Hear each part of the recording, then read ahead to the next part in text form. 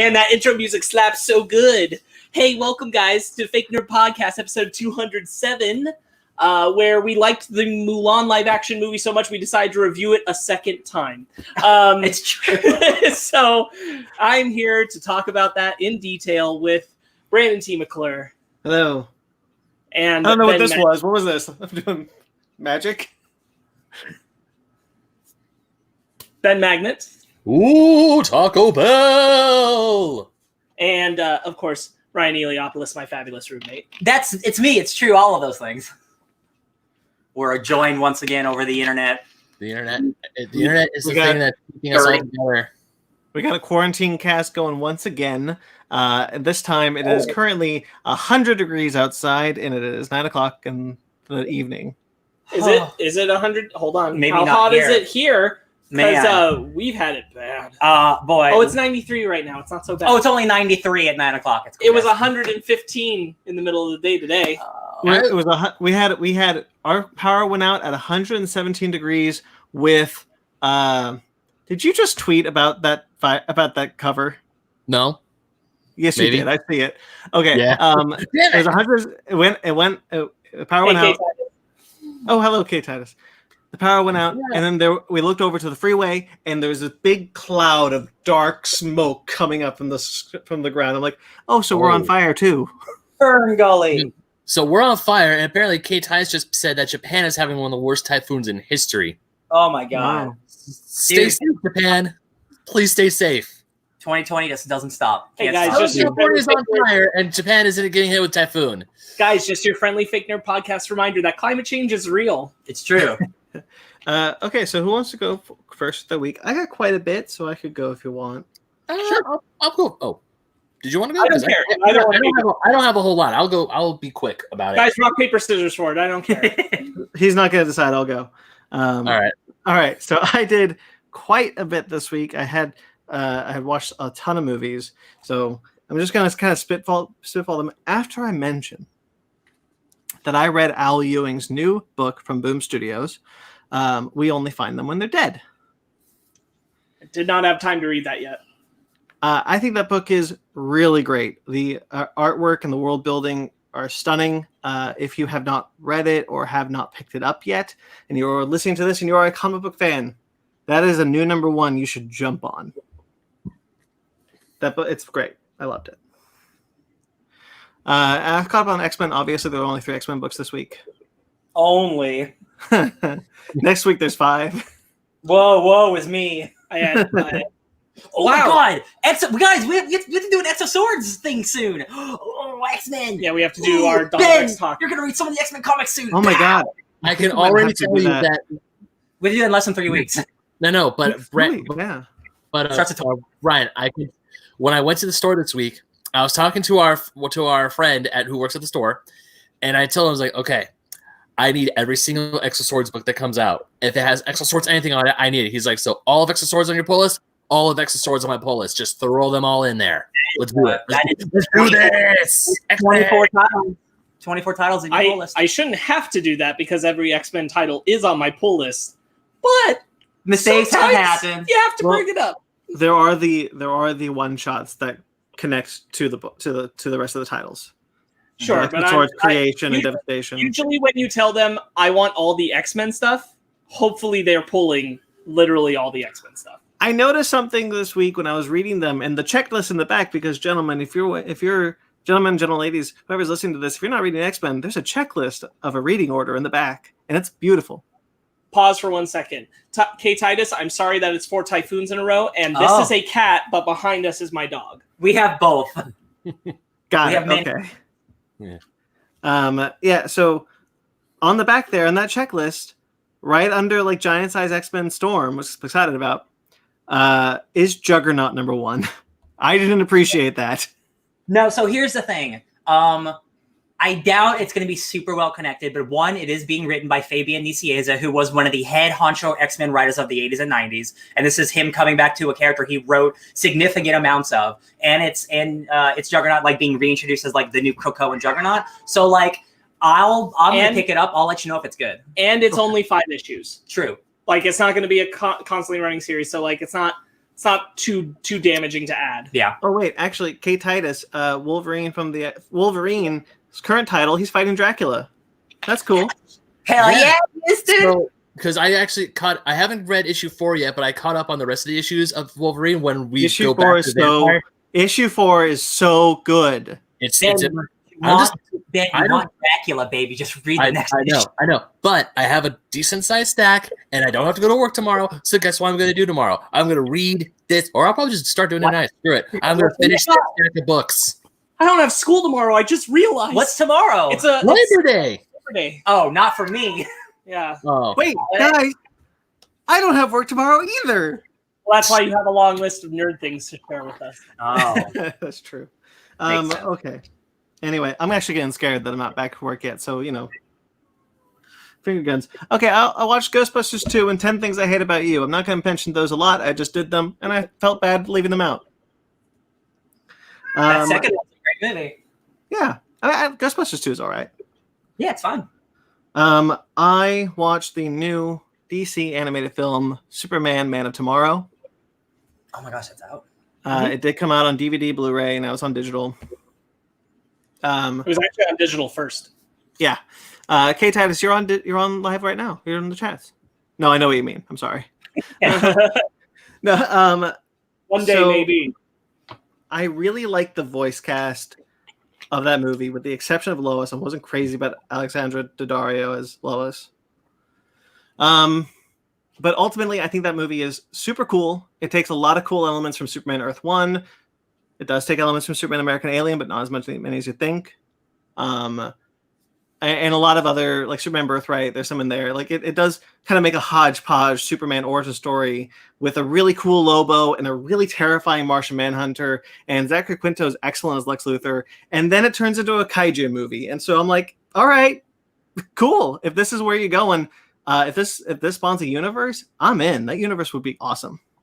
I could be wrong, but I'm pretty sure that they said that this is not like the start of a universe. It is just, this is the movie they made. So they did say that, and then they recanted that 2 days later.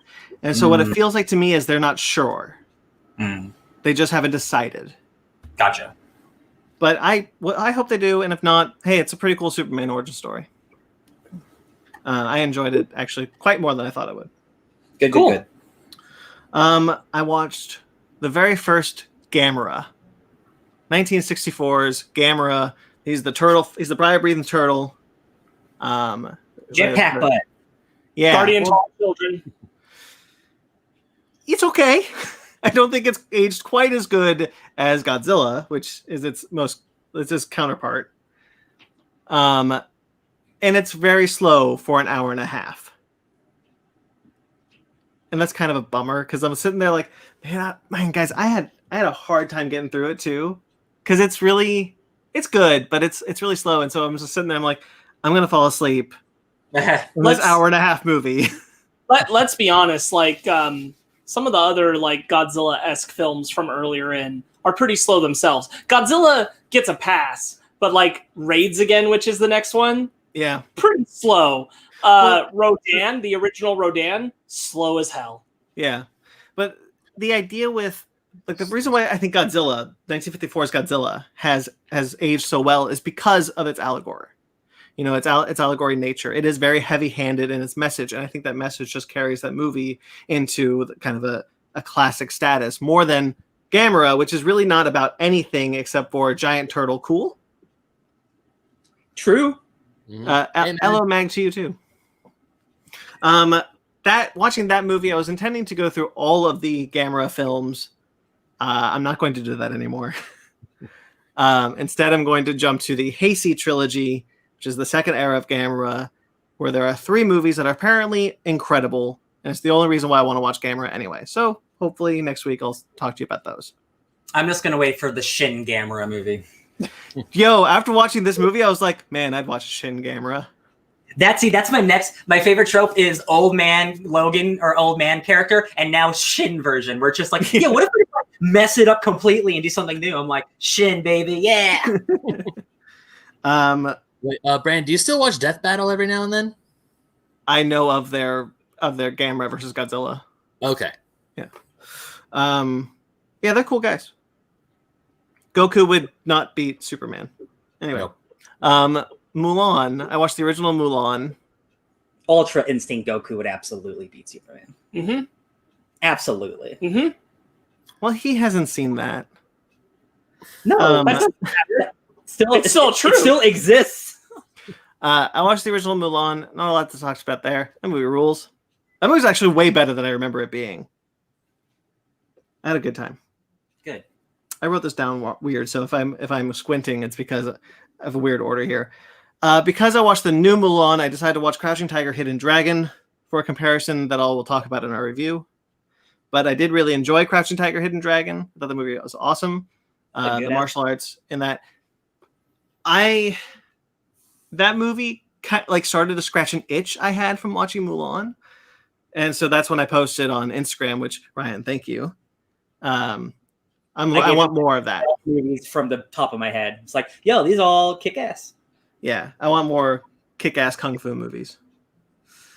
Speaking of kick ass, okay, hold on. Okay, I can do this. Okay, so the Karate Kid remake is using kung fu. So speaking of kick ass kung fu franchise movies, but the original, no, that's not working. I watched Karate Kid. I watched all the Karate Kids. Yes. I watched the first one on Netflix on Monday, August 31st, and I had to watch the next 3 on Showtime because Netflix took them off on September 1st. That's timing is funny. Yeah. But I did end up watching all of the Karate Kids. 1 obviously is a classic. Can't stand against it. I really enjoyed it. 2 I found to be really good. 3 is really shit. Really shit. That's Hilary Swank, right? No, that's 4. That's 4. Yeah, 4 is the next one. So 3 is really crap, only because the villain makes absolutely no sense. He is too comically not part of that universe. Like, he's a cackling maniac.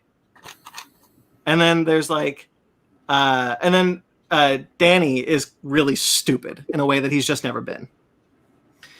4 is Hilary Swank. And Hilary Swank proves the rule that most of the women in that franchise became super popular actresses. Because Elizabeth Shue was in the first one. The Asian romantic lead of the second one actually has a really prominent television career. She was recently on Star Trek Picard as the villain, and she was awesome. The girl from Karate Kid 3, unfortunately, did nothing afterwards. But Hilary Swank, obviously, one of the most popular actresses in the world. Which is funny, because the next Karate Kid is the one I've seen the most of my life, because it was constantly on Disney Channel. And you know what? Controversial. I actually think it's pretty good. No, so do I. It's been years since I last seen the next Karate Kid, but I really, really enjoyed it. Yeah, I think it's really sweet, and Hilary Swank was really likable. Obviously, Miyagi is great. He was in 4 of my movies this week, 5 of my movies, because he's the Emperor in Mulan. Mm-hmm. Can I tangent for a brief moment? Go for it. It's karate related. Okay. Last night, I had reading and schoolwork to do, and I put on Turner Classic Movies in the background, live, just whatever was streaming live. It was a documentary about Elvis Presley. They showed a whole bunch of footage from when Elvis got obsessed with karate. Oh, yes. And that footage, it shows him both in the training rooms with senseis, and he's, doing all these moves to the senseis, and the senseis have the most, straight face, they don't love this. They're, placating a celebrity so hard. And they would smash cut between those takes, which are just woof, and Elvis doing karate moves on stage at concerts, which just looks so bad. Looking back, it looks so goofy. That was just, I was like, man, I didn't even think about this side of Elvis. I have such a long time, and I'm like, this is so.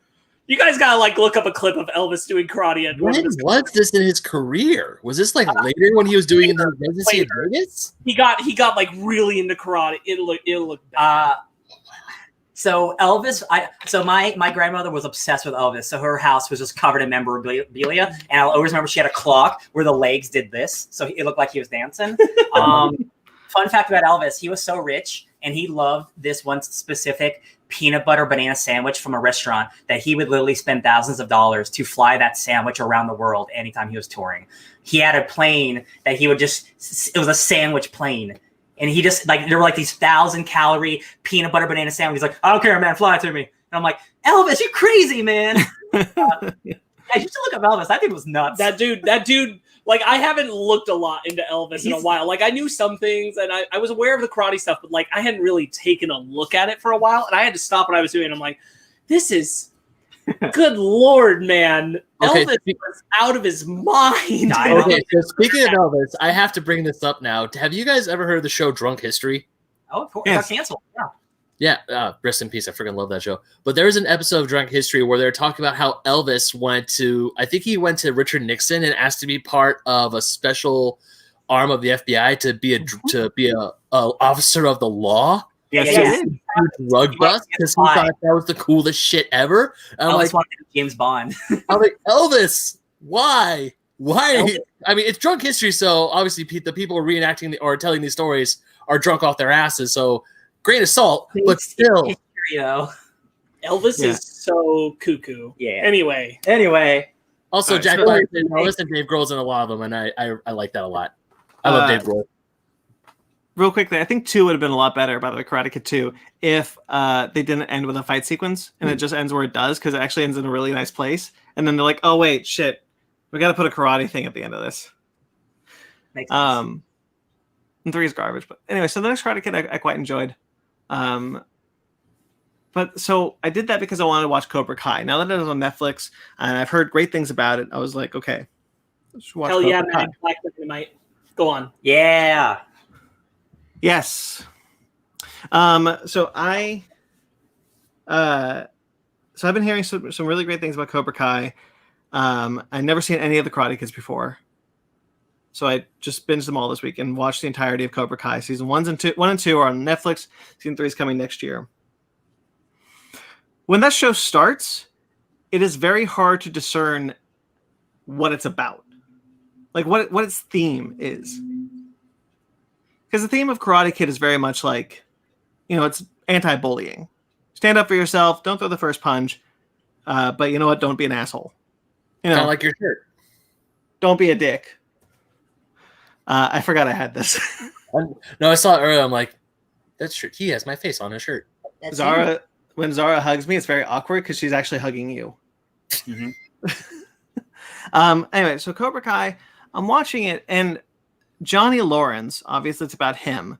Everyone that's not Johnny is kind of framed as dweeby or nerdy or whatever. There's a girl giving a cyberbully conference. Screw her. We're badasses, right? It seemed pro-bullying. Because it turns these nerd characters into bullies. And so I was very confused. Karate Kid's not about that. I don't understand why they did this. Are you gonna say something, Ryan? No, I'm gonna wait for you to finish because I haven't seen it. I just heard so much stuff about it too. Yeah, and so like everyone's talking about how great the show is and whatnot. And by the way, I have told this to people, and they're like, "No, it's not there." So I could have been misreading. People could also be projecting, which is my argument for why people think it's not about this. You're projecting your values from the Karate Kid onto this, but Johnny Lawrence seems like he didn't learn the lesson that he was supposed to learn in 1, which, at the end of 1, he's like, hey, you're all right, LaRusso. And then at the end of 2, at the beginning of 2, he quits Cobra Kai because Kreese was about to kill him. And then in this one, it's just like, yeah, I'm bringing back Cobra Kai. I'm going to teach you guys how Kreese taught me, and you guys are going to be badasses. You're going to beat up all the bullies, and you're going to become assholes, and blah, blah, blah, no mercy. I'm like, what are we doing? So what are we doing? I haven't seen it, so obviously you just throw everything I'm about to say away because I don't know. Everything you say is precious. Well, from everything I understand, it's a Last Jedi situation where he did not learn the lessons from the last movie, and that's why it's so good, because it's about the villain actually overcoming the hero from the last movies. Yes, and that becomes clear towards the end of the second season. Okay. I heard that from the first season, from the first episode. There are themes that the show feels like it's at odds with the theme that it thought it was doing, which is Johnny Lawrence was right, and Daniel LaRusso is an asshole. But that deconstructionist video from How I Met Your Mother and other things. But it's not really clear because obviously they want to not be about that because, hey, be a bully is a terrible message. And it does feel like they settle on what they want to do. I kind of feel like it was growing pains more than anything. I'm not saying I'm not saying it was the intention to make a pro-bullying show. I'm saying it was an accident because they didn't exactly know what they wanted to do. Sure. Yeah. Now, towards the second season is actually when the show gets really great. I found anyway, because that's when, Johnny kind of like finally says like, now at the end of season 2, even Johnny is like, this is not what I should have been teaching you. I should not have been teaching you guys to be assholes. He does start to learn. And then he and Danny, okay, look, there's a lot of contrived problems in the show. Because I'm actually going to watch it. No, I know. There's a lot of contrived problems in the show, which is a big problem for me. It's thematic confusion in the beginning, which I could be wrong, but that's how I saw it. But towards the end of season 2, it actually got really great, and I'm eagerly awaiting season 2. I don't know if the journey is worth it, but I didn't see anything that made me just up and quit. Excellent. That's pretty much it. That's it? Mm-hmm. Okay, I'm gonna go because I did look at these shit this week. So Monday, Tuesday, so I worked all week as you do, but my work schedule this week just put me in a certain lack of energy because I would be closing and then I'd be opening. I did that twice this week. So I didn't have the energy or will to want to do anything. So I read my comics and I played a game. That's all I did this week. So some of the comics I read, obviously the X-Men shit. Black Widow #1 came out. Did any of you buy Black Widow #1? No. Why aren't you guys supporting female titles? Come on, guys. It's Black Widow. You got to do it. Kelly Thompson's great. Deceased is still great. Strange Adventures is great. Justice League 51 and 52. Those were tie-ins to, those were fill-ins for obviously the Justice League because now they're doing death metal shit.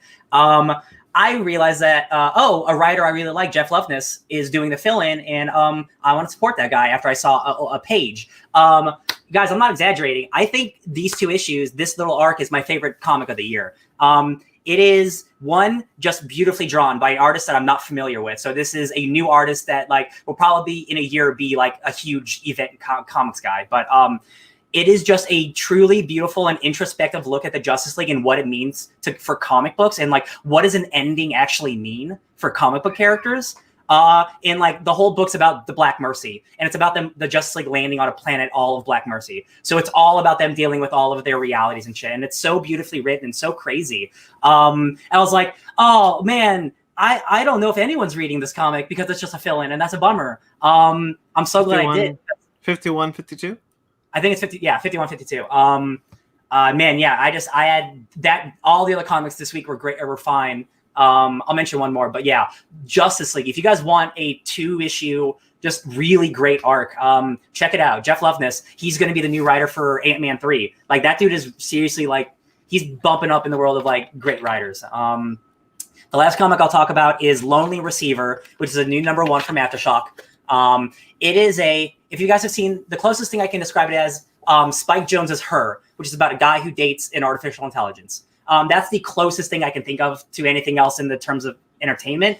But it is a body horror, gothic romance about dating in the 21st century with technology and what dating technology does to people, and in turn what technology learns about people. And there's no other book I've ever read like it. And it's blowing up and it's sold out already. And I'm really glad because small books like this that really, really find a genre niche. I love it. And I was luckily it wasn't sold out. The Al Ewing book was sold out, so I didn't get that one. But I did get Lonely Receiver. And I highly recommend you guys check that out if you want something new. It's sensational, and it's unlike any book I've ever read. The thing I did from Thursday to today was also I did Downright Annoyed. We talked about The Fifth Element. I did that 2 hours ago. You have 2 this week: Gods of Egypt and Fifth Element.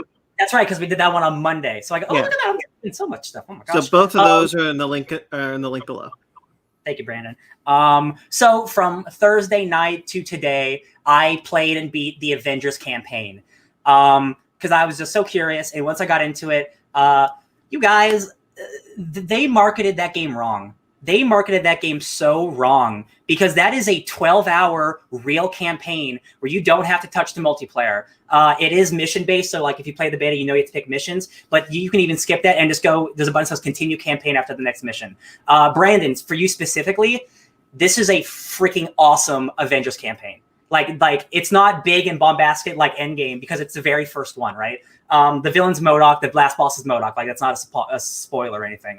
There's a secret boss after that I won't tell you about because that's what's really cool. But Kamala is the star of that game. You play as Kamala most of the game. You don't unlock Black Widow until 10 hours into the game. Like it is a real single player campaign, and the marketing did it all wrong because they so focus on the multiplayer, and that's what's bad about it. Is after you beat the dope ass campaign, it's like, okay, so we beat AIM, but like there's a new leader. So here's some other missions to do, and that's where there's not enough content. Because like if I'm going to play this game for the next 6 months, there's not enough content. But that campaign is awesome. That is a Spider-Man-esque campaign where there's so much pre-created like cinematics and like special things. Like it's the guys who made the Tomb Raider games, and like there's a lot of things like also in The Last of Us where like you're running away from stuff or like things are happening to you as you try to like kind of like in the beta, that opening. But like that's the beta. That opening of the game is the worst part of the game. Everything else is dope. Also, I like that too.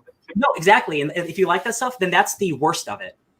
The opening of the game is 30 minutes of you and of Kamala and her dad at A-Day hanging out with the Avengers and collecting comic books. It is a real story game. And the fact that the marketing does not show you any of this blows my mind. I didn't even know there was a campaign.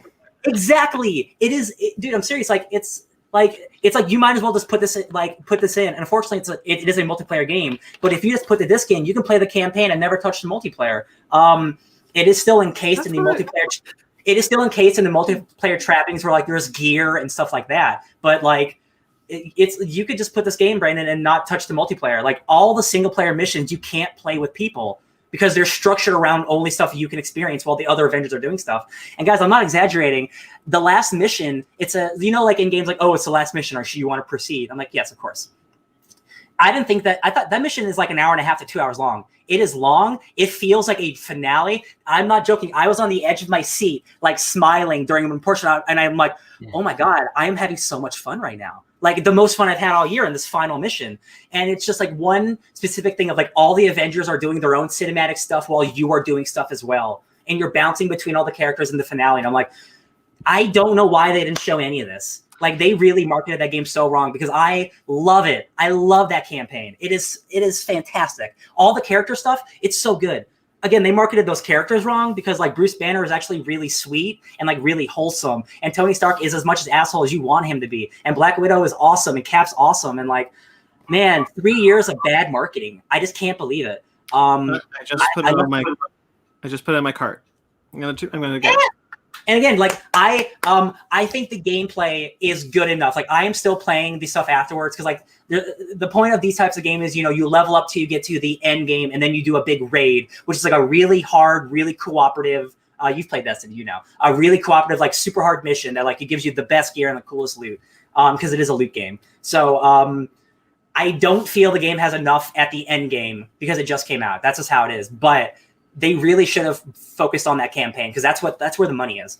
And that game's only going to get better with time. We've already announced, they're adding other characters, they're adding other locations. Kate Bishop. We didn't talk about it on the podcast, but Kate Bishop. Yeah, so Hawkeye and Kate Bishop, they're both Hawkeye, but you can choose to be either of them. They have the same moves. There's going to be a couple Echo characters like that. Like what Echo means. It's Ben or even Brandon.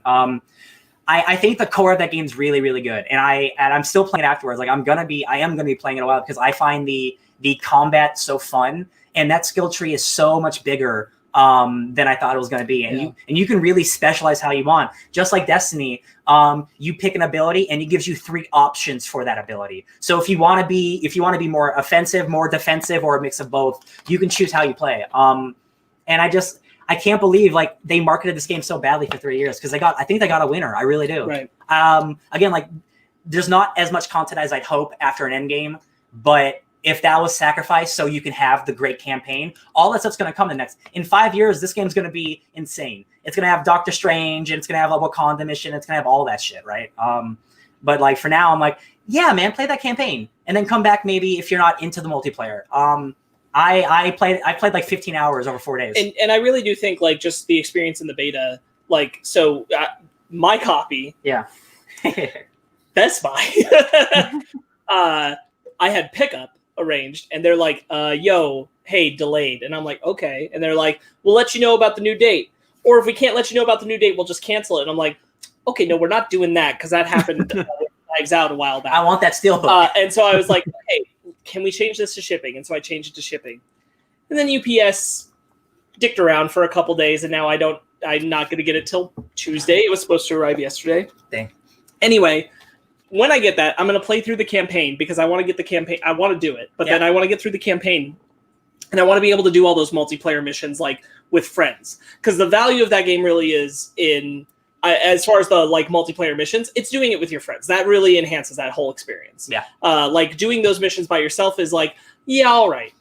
But those missions that can be blasé become very fun if you're playing with your friends. Yeah. And the AI is really good. Like, and again, like when you're doing this, even if you're doing multiplayer stuff or the single player stuff, all of the AI or all the other Avengers are AI. So you never have to worry about, you can just turn off matchmaking and never do that. But again, it is playing with people adds a little more fun to it. Some of the environments are a little samey. There's a lot of going into a lot of like same looking AIM laboratories, which like I can understand. I've only put 15 hours. Doubling that, I can imagine some of those labs get boring after a while. But the thing about live service games is they have daily missions, weekly missions, daily and weekly like challenges for every character.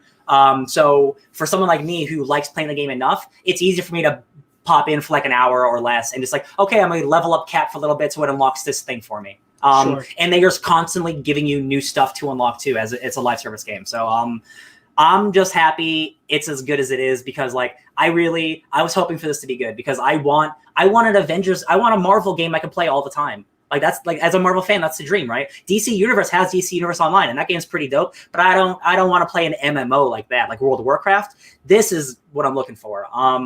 And one day we'll be able to fight the Abomination or Taskmaster together and learn all about his history with AIM. But until then, I report it's good. Cool. May I real quickly say one thing about Cobra Kai? I just realized. Ralph Macchio and William Zabka, they come back and they're excellent. They're actually really great in the show, and I think they turn in both really great performances. That's good. Ralph Macchio is maybe not the best guy in real life, but he's a good guy in that. Oh, universe. That's unfortunate to hear. Big Trumpy. Oh, good. Oh yeah. Very, very cool. Also, I wish they would drop the P word. They say it way too many times, and I don't think you should. In terms of lady stuff? In terms of wet ass, yeah. Okay, gotcha. Oh yeah. No, yeah. Got it. Yeah, they keep calling everyone like, oh, you're a. I'm like, okay, can we stop having William Zabka call these children this word? Yeah, I feel it, yeah. I don't know if I did anything with you besides what we did today. So I think that's me. Goodbye. Don't want to pass it off to Sam or Ben. Goodbye. To who?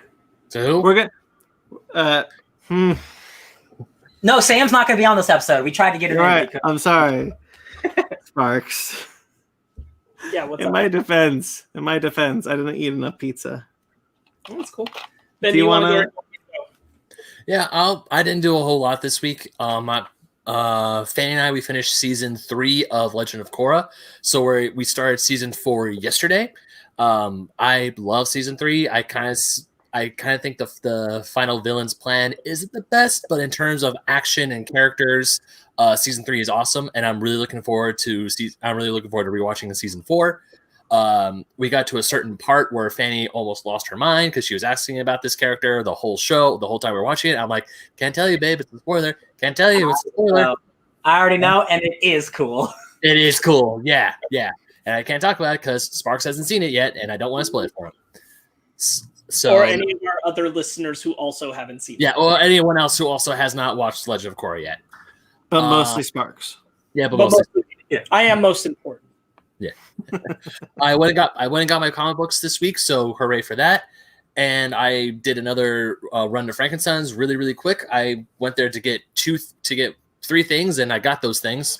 The first one was Final Fantasy XII Remnant Wings for the DS, which is the direct sequel to my favorite Final Fantasy game. Well, is my favorite Final Fantasy game of all time, Final Fantasy XII. It's actually really good. I never played it before. What is that game? I didn't know that had a 12 side game. Yeah, it's a direct sequel to 12. And but is it like a regular Final Fantasy, or is it like a different type of game? It's I don't know exactly what kind of, because I've never played it before. I haven't popped this in yet. Mm-hmm. But I read reviews on it. People said they liked the combat to it. They liked the fighting because the combat is a little reminiscent of Final Fantasy XII, which is on the PlayStation and now on the PlayStation 4. That's what I'm asking. Is it like active combat, or is it old school turn based? I believe it's active combat. Yeah. Okay. Cool. So I'm looking forward to play that. And another little treasure I got was Metroid: Samus Returns for the 3DS, which is a remake of Samus 2 of Metroid 2: Return of Samus for the Game Boy. And the cool thing about that is the guy had a special edition, so it came with this awesome little CD with a whole bunch of music from all the Metroid games, not just Metroid 2. But I just realized this today, and as Brandon alluded to earlier today, yes, I did take a picture of it and tweet it, because it also has a reversible cover of the original box art from the Game Boy game, complete with the back and the front. So I absolutely love it. Do that more often. Yeah, I absolutely love that, and I think that's one of the coolest things. And the third thing I went in there for was to get my Game Boy Advance SP reshelled, to make it look nice, because the speaker's a little messed up. Because the guy who I bought Metroid from was selling a Super Famicom reshell of the Game Boy Advance SP, and he already sold it. So I was like, darn. And then I was talking to him about, I was like, hey, you know the guy who does this stuff, right? He's like, yeah. I was like, would it be cheaper to get mine reshelled and refurbished? He's like, yeah, it is. And all the parts were in stock. So soon I'll have a brand shiny new Game Boy Advance. It looks like a Super Famicom, and I can't wait. It's going to look awesome. That's dope. That's super cool. Yep. So besides that, and because as Sparks alluded to a while, and I'm just going to wholeheartedly wear this tile, I am nostalgia's bitch. Because if it has anything cool to do with old school video games, I will frickin' take it. It makes sense. You write for the magazine of the old school video games. I do. I wrote for them as well this week. Link is in the description. Right, Brandon? Yes. Awesome. And also all the shows we put out this week. Sorry, Mighty Morphin Power Rangers, Lovecraft Country. Those are in the description below. What? You got it. I was gonna bring them up. But you got it. They're in the description below. I never forget. Ben. Yeah. So what? Oh yeah. So one big thing I did, I streamed for about 2.5 hours yesterday. I played Fall Guys for 2.5 hours, and Mag is a trooper because he was there the entire time. And not only that was he there, so I had had someone to talk to, because the first time I streamed there was like zero people watching. Well, no, Brandon, you were playing with me though. It's like that at the beginning. Don't worry. Yeah, I know. But it was nice to have someone to talk to. But the cool thing is, I actually won a round. I got a crown. I won a round of Fall Guys completely, and it felt awesome. Mag was a witness to it. Yeah, he was a witness to it. He was. So which is funny, because that was actually, because Fall Guys is the first time I ever won a thing like that. Even when I briefly played Fortnite and still in Tetris 99, I've never won. In Tetris, the highest I've gotten is 3rd place. Whereas Fall Guys is the one where I actually beat all 60 competitors and got the crown. So proud. So cool. Yay for that. Welcome to the club. Yeah, you want a crown too. We have shirts. I'll send you one in the mail. Cool. Thank you. Yeah, and then Fanny and I watched Mulan, and that's pretty much my week. Today I just woke up, played a little Animal Crossing, and took a nap, and that nap felt great. Sparks? That was my week. Thanks to the addition of school, most of my week is going to sound like the expected from you. For you, it's going to be that I watched more Impractical Jokers on downtime. I watched Lovecraft Country, and we talked about it for Fake Nerds Watch. So if you want to hear Brandon and Ryan and I discuss that, it's up. I also played Fall Guys. I also played Dead by Daylight. Those are some usuals. Brandon and I both watched another episode of God of High School. Yes. which was a very weirdly paced episode. Not bad, just weird. It's very it does a lot of heavy lifting, maybe not in the best way. It's the 4th episode in, and it was bizarre. And we also watched Abraham Lincoln Vampire Hunter, which I had never seen, and I'll say is fine, good fun. Yeah. It's hokey as hell. I do think that there is some nice value in it. I think it's a rough watch as someone who had never seen it before, living in this current moment, is especially because there's a plot point where it's like, guys, slavery is only happening because the vampires are doing it in the South, and everybody else hates it. So we just have to it's a very to fight the South and get rid of the vampires, and there won't be slavery anymore because they're the only ones who it's needed to appease. And I'm like, that's a take. But yeah, I really like that movie. I think it's a lot of fun. I don't think it's great, but I think it's a lot of fun. I saw it once, and I was like, "That's a lot of fun." Yeah. Every time I watch it, I have a really good time. But one of the things I really like about it is that the movie commits to going as hard as it can. Yeah. And I think that's so cool. No, yes. I didn't rewatch it because the last time I watched it, I was on an airplane, and I can't remember. The only thing I could vividly remember from Abraham Lincoln Vampire Hunter is this one vampire who lost an eye or something. I don't know if he was a vampire, but he lost an eye. He just walks out and goes, "Abraham Lincoln," and then Abe pops up and kicks his ass, and then the cool fight scene on the train over a bridge. So what happens after that is that guy who is a vampire. Oh, okay. Grabs a horse by the legs because they're in a stampede. Grabs the horse by the legs, twists around, tosses the horse to Abraham Lincoln, who then catches the horse by the neck, hops on it, and rides it towards the villain, which culminates in Abraham Lincoln revealing that his axe is not, in fact, just an axe. It's also a gun. Take a little bit from Ruby there, are we? He did that move before Bucky Barnes did. The Winter Soldier did it with the motorcycle. Yeah. Oh, man. Yeah. Lincoln's cooler than the Winter Soldier. I think that movie is awesome. Also, I remember the very end of the movie where like the guy who turned Lincoln into a vampire hunter is also talking to another guy who I presume to be President Obama. I don't know. No. Okay. That dude is white. I thought it was a black guy. No. What? Oh. The modern day bar at the end. Yeah, that's a white dude. Oh, I must be misremembering then. Never mind. He doesn't just recruit presidents. Obama's my favorite white president. Although I would have voted for Obama a third time if I could. Although, how cool would it be if there's a sequel, Barack Obama, Vampire Hunter? They made the off-brand company Asylum. They made it was like George Washington, like zombie killer or something. They made like a fake off-brand. Okay. The same people made Pride and Prejudice and Zombies. That movie's good. That's also I mean the author of the book. Yeah, Seth Grahame-Smith. Yeah. I don't know if the same movie people made it. No. It is fun. It is fun in a pure entertainment way. I do, watching it as a person in 2020 for the first time, wish it had some more nuance to it. Yeah. It's definitely a little cringy to watch the way they handle the topic of slavery. Yeah. And just why the Civil War is happening in general. But past that, it's good. Anthony Mackie's in that.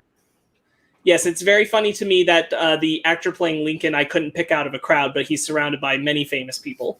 That's why they got him. He was cheap. The other things I did are I finished season 1 of Smash, and we're about halfway into season 2 of Smash. That's fun still. If you like musical theater or theater, there's a lot of value in watching that show. I'm not sure if there's as much value in watching it if you're not pretty interested in that stuff. But if you are, then it's there, and it's stupid drama, but it's, fun, stupid drama. Sometimes. Megan and I rewatched all of The Boys season 1 this week to catch up for season 2. That was a lot of fun. I was really happy to revisit it because there were there were details I'm like, yes, I could go read or check it up or hope it's in the recap, but I'd rather just rewatch it and remember what's going on in all the relationships here. Because a lot happens in 8 episodes.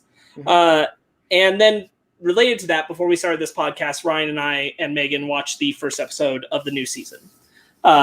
Spoilers, it's diabolical. It's still great. It shows dope as hell. Hasn't changed at all in its ways. I've only seen the first 2 so far. I need to get on that. Yes, you do. You got a week, baby. And then the last thing I'll talk about is I also played a Marvel game, but it wasn't that Marvel game. No. It was the Marvel stuff happening on Fortnite.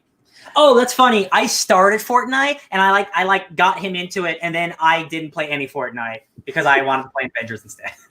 Yeah. So I am fully awakened with Groot and She-Hulk and Thor. I have done every challenge you can do with those characters. I dove into that really hard, and it was actually a lot of fun. I didn't like Fortnite when I played it a long time ago because I don't like just battle royale, and I hope you got a good weapon, otherwise the better player is going to kill you. And that's kind of what the game used to be. But now there's a lot of like drop into the map and go do these things. Like you don't need to focus on shooting other people if you don't want to. You can go do a challenge. And now because it's the Marvel season, those challenges are Marvel story related. I couldn't find Wolverine's claws.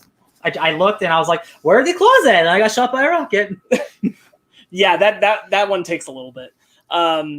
But you can you get to drop in and you're doing all these things both to build up to unlocking Wolverine or to increase your character's abilities, and things you can share between them, like carrying a little baby Groot on your back, or Groot gets rocket to pop out, She-Hulk transforms, Thor summons his awakening mode where he turns all blue and lightning. As like Jennifer Walters and She-Hulk? Yeah. So you start as Jennifer Walters as a lawyer. And you emote to change into She-Hulk, and you can, on your back, you can choose to carry the what's the name? I don't know the proper name off the top of my head, but the weights of justice. Oh, the scales of justice. Yeah. And you start with 2 gavels, 2 giant gavels. That's cool. As your weapons. And so like it'll be things like drop in and pretend to be one of Doom's henchmen in his domain, or go kill Doom and take his shit. What made me buy the thing was I saw that there was a God Emperor Doom skin, and anything involving God Emperor Doom from Secret Wars, I will buy that. I don't care what it is. I don't care what it is. It looks really, really good. Yeah. You can also do like TikTok dances. That's so dumb. So like, and so the map is fully structured for all this Marvel stuff. So like there are positions and you'll go back and there'll still be there. There's a Sentinel graveyard that you can go to. And there's there are these little floating land pieces above the map that you can climb up to or land on. And they're things like a little patch of a piece from Wakanda. So it's got the big Black Panther statue and it's got music themed to that. Galactus. Or a gigantic doghouse with PIM technology on the side. That's like super, super big. It's just a lot of fun. But the thing that really gets me about it is that, good Lord, do I wish there was a Marvel game that used this kind of visual design that these characters have. They look so because good. They look so good. They're cartoony in the best way. Their powers look so good. And I'm like, I would play the crap out of a game with this kind of visual design on the Marvel characters and this kind of attention to detail to all this Marvel stuff. The Quinjets, the Helicarrier. It all looks so good. And I'm like, why does this only get to be in a season of Fortnite? I want a game dedicated to this look. You know that Donny Cates wrote this. I'm well aware. Yeah. There's a comic you read in-game. Yeah, there's a comic in the game. Oh, that's cool. Yeah. Mag says, love their tribute to Black Panther. Me too. It's a lot of fun. I honestly was. There's a reason pleasantly surprised. 30 million people play that game for sure. But I more than just like it being fun to play. Yeah. The care taken to creating all this Marvel material is so impressive. There's a lot of like really, really good Easter eggs and like deep comic shit. Yes. That's like there's a reference to like Doctor Doom when he said like tweeting his own horn, and like there's a joke in there in Fortnite. I'm like, that's like a 60s Fantastic Four joke. That's crazy, you guys. Yeah. They don't do it just to half-ass it because they know people will buy it, so they might as well go hard. Yeah, it's cool. So I'm enjoying that. I'm pretty deep in it, so I'm just gonna keep following. Now that I'm done with on the the weekly campaign, challenges. I can join you. Yeah. I hope we can get you in and get you to fight Doom. I hope that challenge doesn't go away before you get to do it. Yeah. But it's a lot of fun, and I'm gonna keep seeing that through because I want to fight Galactus. I want all the characters. Oh yeah. All right. Anything else? One more thing. In memoriam, I believe, for Chadwick Boseman, Comixology has every single Black Panther comic book for free. So there's no reason for you two, any of you, how's the camera work? And even in the chat, there are almost 300 free comic books, all involving Black Panther, for you to read for free that you get to own for free. And even tangentially related ones like Shuri's titles. Yeah, Shuri's the Rise of Agents of Wakanda. Wakanda, like all the tie-ins. And any comic book that has been on Comixology that's about Black Panther is for free right now. I picked up 150 free comics yesterday, so yeah, it's awesome. pretty nice. Yes. How long is this going on for again? Do you guys know? I don't know, so do it immediately. Okay. He goes on his phone right now. Yeah. Okay. There's So an let's app for get into. Comixology, right? There's a Comixology app? Yes. Yeah. Sweet. I'm sorry, Ben. They're owned by Amazon. They're doing something great for comic books and Chadwick Boseman. I'll let it slide. And also, Jeff Bezos doesn't fully tell Comixology what they have to do. They just Jeff Bezos, thanks to you for your patronage. he just owns. All right. Anyway, so real quickly, this kind of went under the radar. So if you didn't hear about this, don't worry. I thought it would be sweet to talk about. Jim Janes passed away this week. He is a colorist who's worked for DC, Marvel as well. But he's really known for being a colorist on Legion of Superheroes and Superman Family specifically. But he's probably most famous for, or as famous as a storyboard artist could be, for being the storyboard artist for RoboCop, Alpha Commando, Extreme Ghostbusters, the Karate Kid animated series, and the '87 Teenage Mutant Ninja Turtles. Nice. So he passed away this week. No age. I couldn't find how old this guy was because he's not in the public eye. And I couldn't find a cause of death, but Wait, there's no cause of death or age? I couldn't find an age. Obviously, he does have an age. That's so weird. Like, Isn't it? Like an obituary? I don't know. Apparently there's no like. Because he worked in like the 60s and 70s, between 60 and 90. Probably between 60 and 90. All right. Anyway, speaking of no, that's a bad segue. Anyway, DC Comics has a new senior vice president and general manager. Oh yeah, those rumors are true, baby. His rumors did end up being true. Daniel Cherry has been named senior vice president and general manager of DC Comics. This is a new position created for him specifically. He's coming from Activision Blizzard Esports. That's where he's from.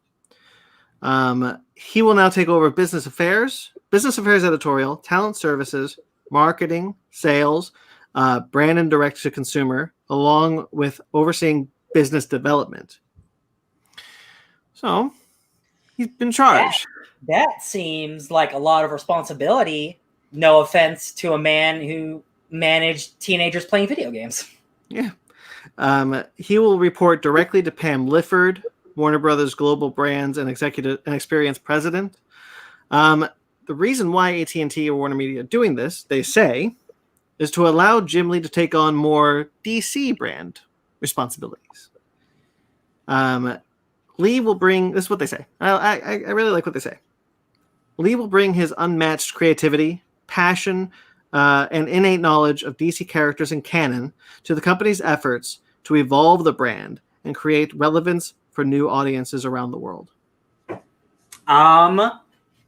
That sounds like he'll handle creative stuff and don't touch the money, Jim. He's in the box. What's in the box? Emma. What's in the box? What's in the box? Sorry, I had to get another bottle of water, so I needed to stall myself. Oh my god. Yeah, anyway, so that's fun. Is it fun? Sorry, trying to get this open. Look, I don't know what's going on in DC, and I hope that this doesn't mean that, like, well, maybe I don't want Jim Lee to be publisher, but like, maybe comics people run the comics. Sure, I get that. Warner Media is not having a good week. Well, yeah, when your dad's a tech daddy, there's only so much you can do. Yeah. Yep. All right. Stop me if you've heard this one. 4 Kids Walk into a Bank. Sorry, that's the name of a comic book. That's a comic I've read. 4 Kids Walk into a Bank is a comic book limited series that came out from Matthew Rosenberg and Tyler Boss. I don't know why I put that so far down. Picture Start has secured the rights to adapt the comic book miniseries. If you haven't heard of them, that's fine. They're kind of new. They were started by Eric Feig, who was the co-president of Lionsgate. They're working with Lionsgate to do this and Naruto and Borderlands. Naruto? What? Yeah, I saw that in the article. I was like, there's a Naruto live action film coming? Oh, no. I feel like they've been working on that for like 8 years. Oh, no. Yeah. Matt Pizzolo will produce the film. He runs 4 Kids Walk into a Bank. Black Mask, who published 4 Kids Walk into a Bank. I'm sorry, we're having cat issues. Hold on. It's okay. I mean, keep talking, but just be aware that we're a little distracted here. Here. Yeah. The writer will not be Matthew Rosenberg. It will in fact be Matthew Robinson, who will write the screenplay. He's most known for Dora, the Lost City of Gold, and the upcoming sequel to Edge of Tomorrow. Wow, those are literally 2 different things. Yeah. Talk about range. Yo, that comic's dope. Like that's what put Matthew Rosenberg at Marvel and made him like the X-Men writer before Hickman. For sure. It's a dope book. It's gonna definitely be a book club soon. I could have swore maybe this was a while ago that he said he was writing the script. Now that could just be my memory being bad, but I remember him going like, "Yeah, and I'm also writing it." So maybe that's no longer the case. I don't know. But man, it's still cool that people will see this on the big screen. And do you guys want to talk about how Berserker launched a Kickstarter campaign? Oh, geez, Louise. Don't we have to?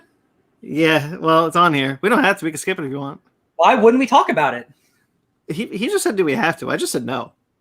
No, I said, don't we have to? All right. Of course we should.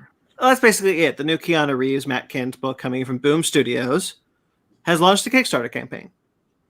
Not to fund it. They're very clear to say, like, we're not funding the comic. We're doing this to reach a wider distribution through Kickstarter. So Keanu Reeves has an estimated net worth of like $360 million or whatever. That's not that much money. That's fine. Boom Studios. It's Boom, right? Boom Studios? Yep. Okay. Boom Studios is not the smallest independent publisher. They're not the biggest, but they're not the smallest. I understand like Scott Snyder, like going a Kickstarter and like doing his own thing. This I don't understand this because this sets a bad precedent, and it also severely hurts and like just messes with low independent people trying to be on Kickstarter, because this comic has raised like $300,000 of money that it did not need. Mm-hmm. This is a Keanu Reeves like Boom published, like Boom puts out like isn't our book club from Boom or something? Like this just is so gross. And it's not like Keanu Reeves has anything to do with it. He's just like, hey, I'm helping put my name in the story. Right. That's a good Keanu person. I think this is just really gross.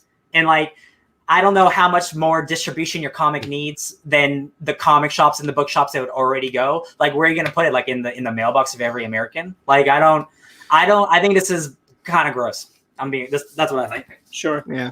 Yeah. No, I get you.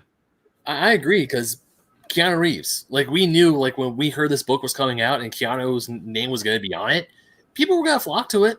It's Keanu Reeves, even though he's just like an idea guy, and the other guys whose name I totally forgot is just he's the one writing it. Well, so my question is just like, they're talking about the fact that it's to reach a wider distribution, and you do get like Kickstarter official stuff, like a Kickstarter graphic novel. It's for the graphic novels only.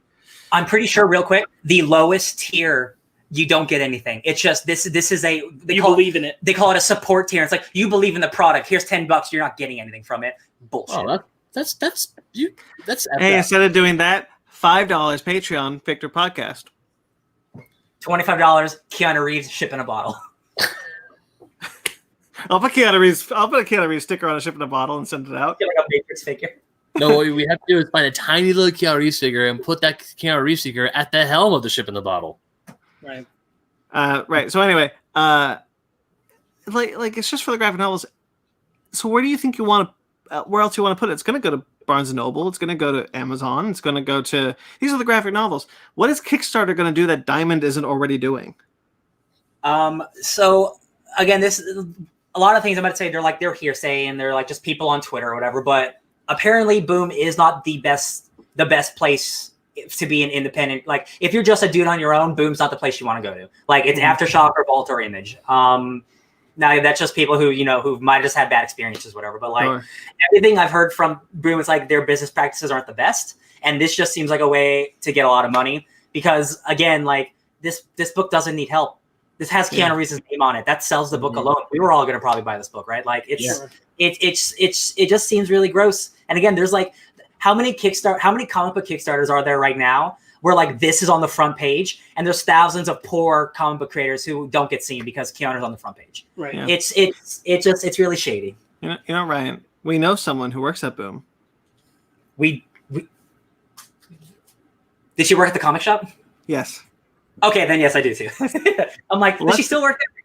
Cool. Let's get her on the show and ask her. Oh my God, no. Yeah, because that's a question she'll be able to answer. Absolutely. Anyway. I know she's out of control. Okay. Yeah. The new Zack Snyder film, Army of the Dead, not Justice League, Army of the Dead. So the film he's doing for Netflix. It's the zombie heist one we've been talking about, been hearing about. Recently with Tig Notaro added. Heck yeah. Yep.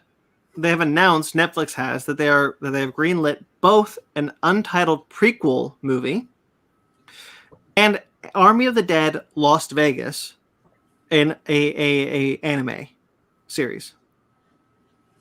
Getting lofty. Okay, so Shay Hatton will write both of them. He's relatively new. You may have seen his movies, John Wick Chapter 4, 3. I was gonna say no, I haven't. I've definitely seen John Wick Chapter 3. John Wick Chapter 3. He is also writing John Wick Chapter 4 and the upcoming Ballerina series. He is the writer of Army of the Dead also. Cool. So he's writing both the prequel movie and the series. Matthew Schweighöfer, who is one of the actors in the Army of the Dead movie, will direct and star in this as his character from Army of the Dead. Okay. Army of the Dead Las Vegas will chronicle the origin story of Dave Bautista's character from Snyder's Army of the Dead, tracing his and his rescue crew's activities during the initial fall of Vegas as they confront the mysterious source of the zombie outbreak.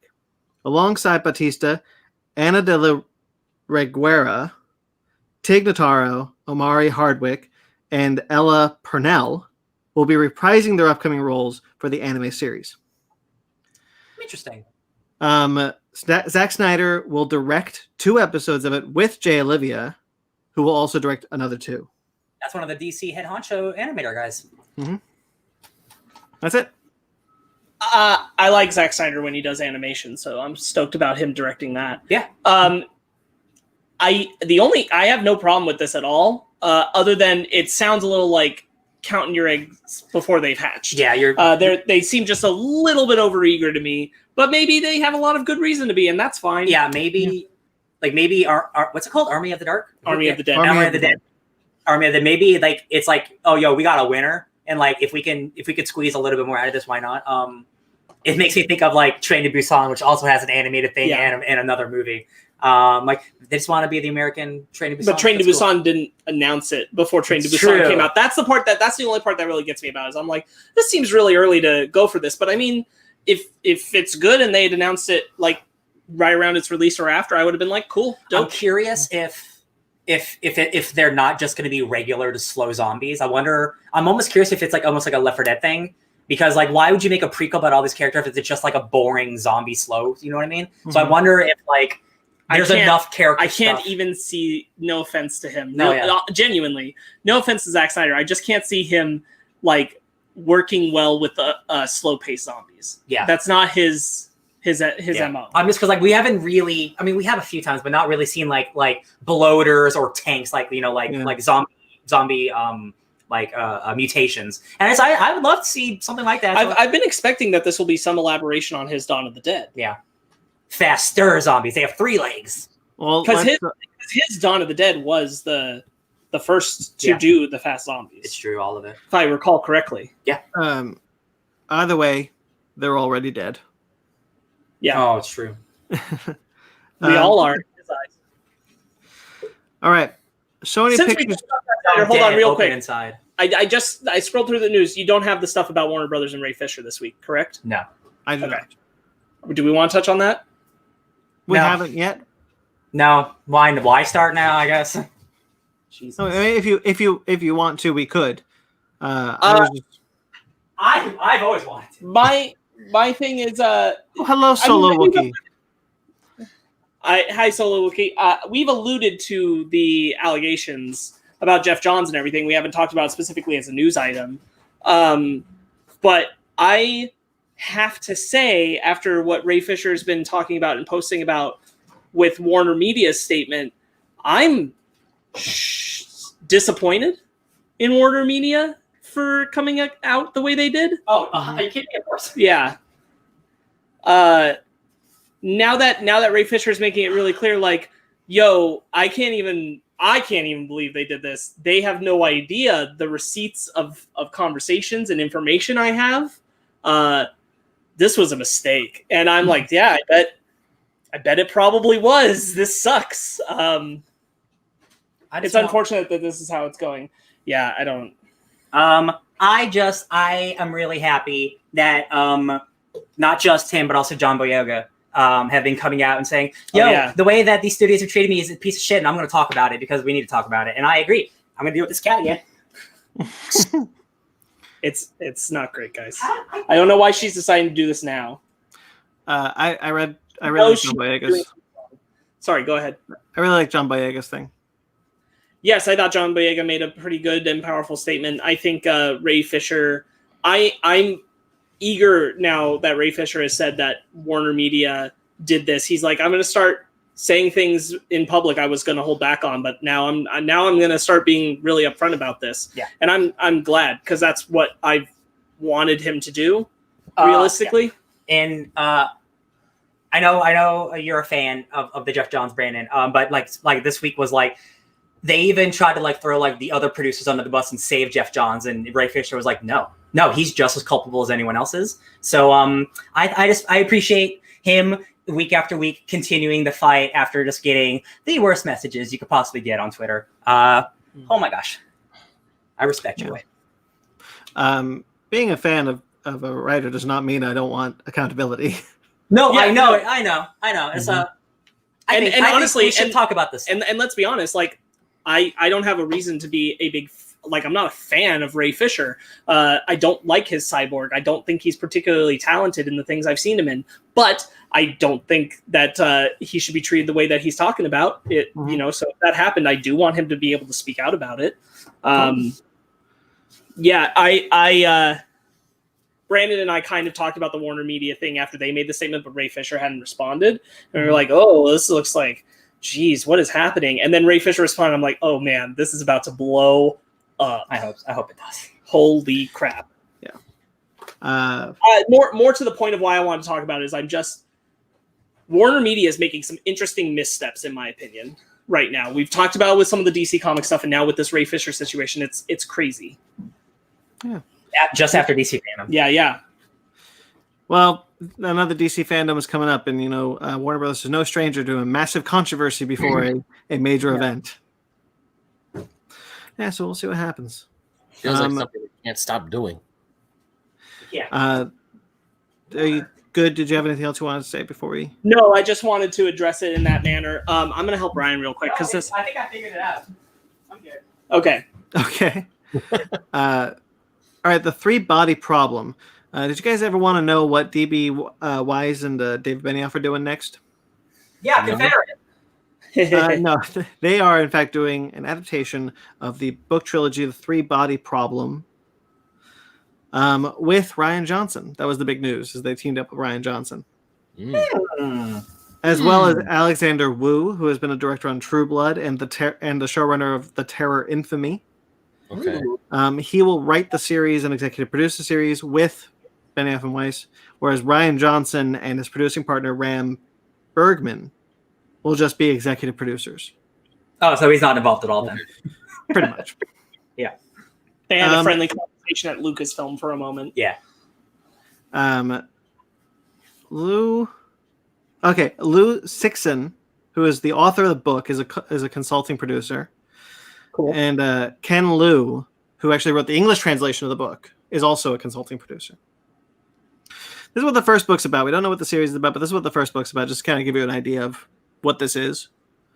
The first book in the trilogy tells the story of humanity's first contact with an alien civilization, portraying a vision of the future that sees all of humanity vulnerable to the same external threat, and addresses how this both unifies and divides humans. So, sounds all right.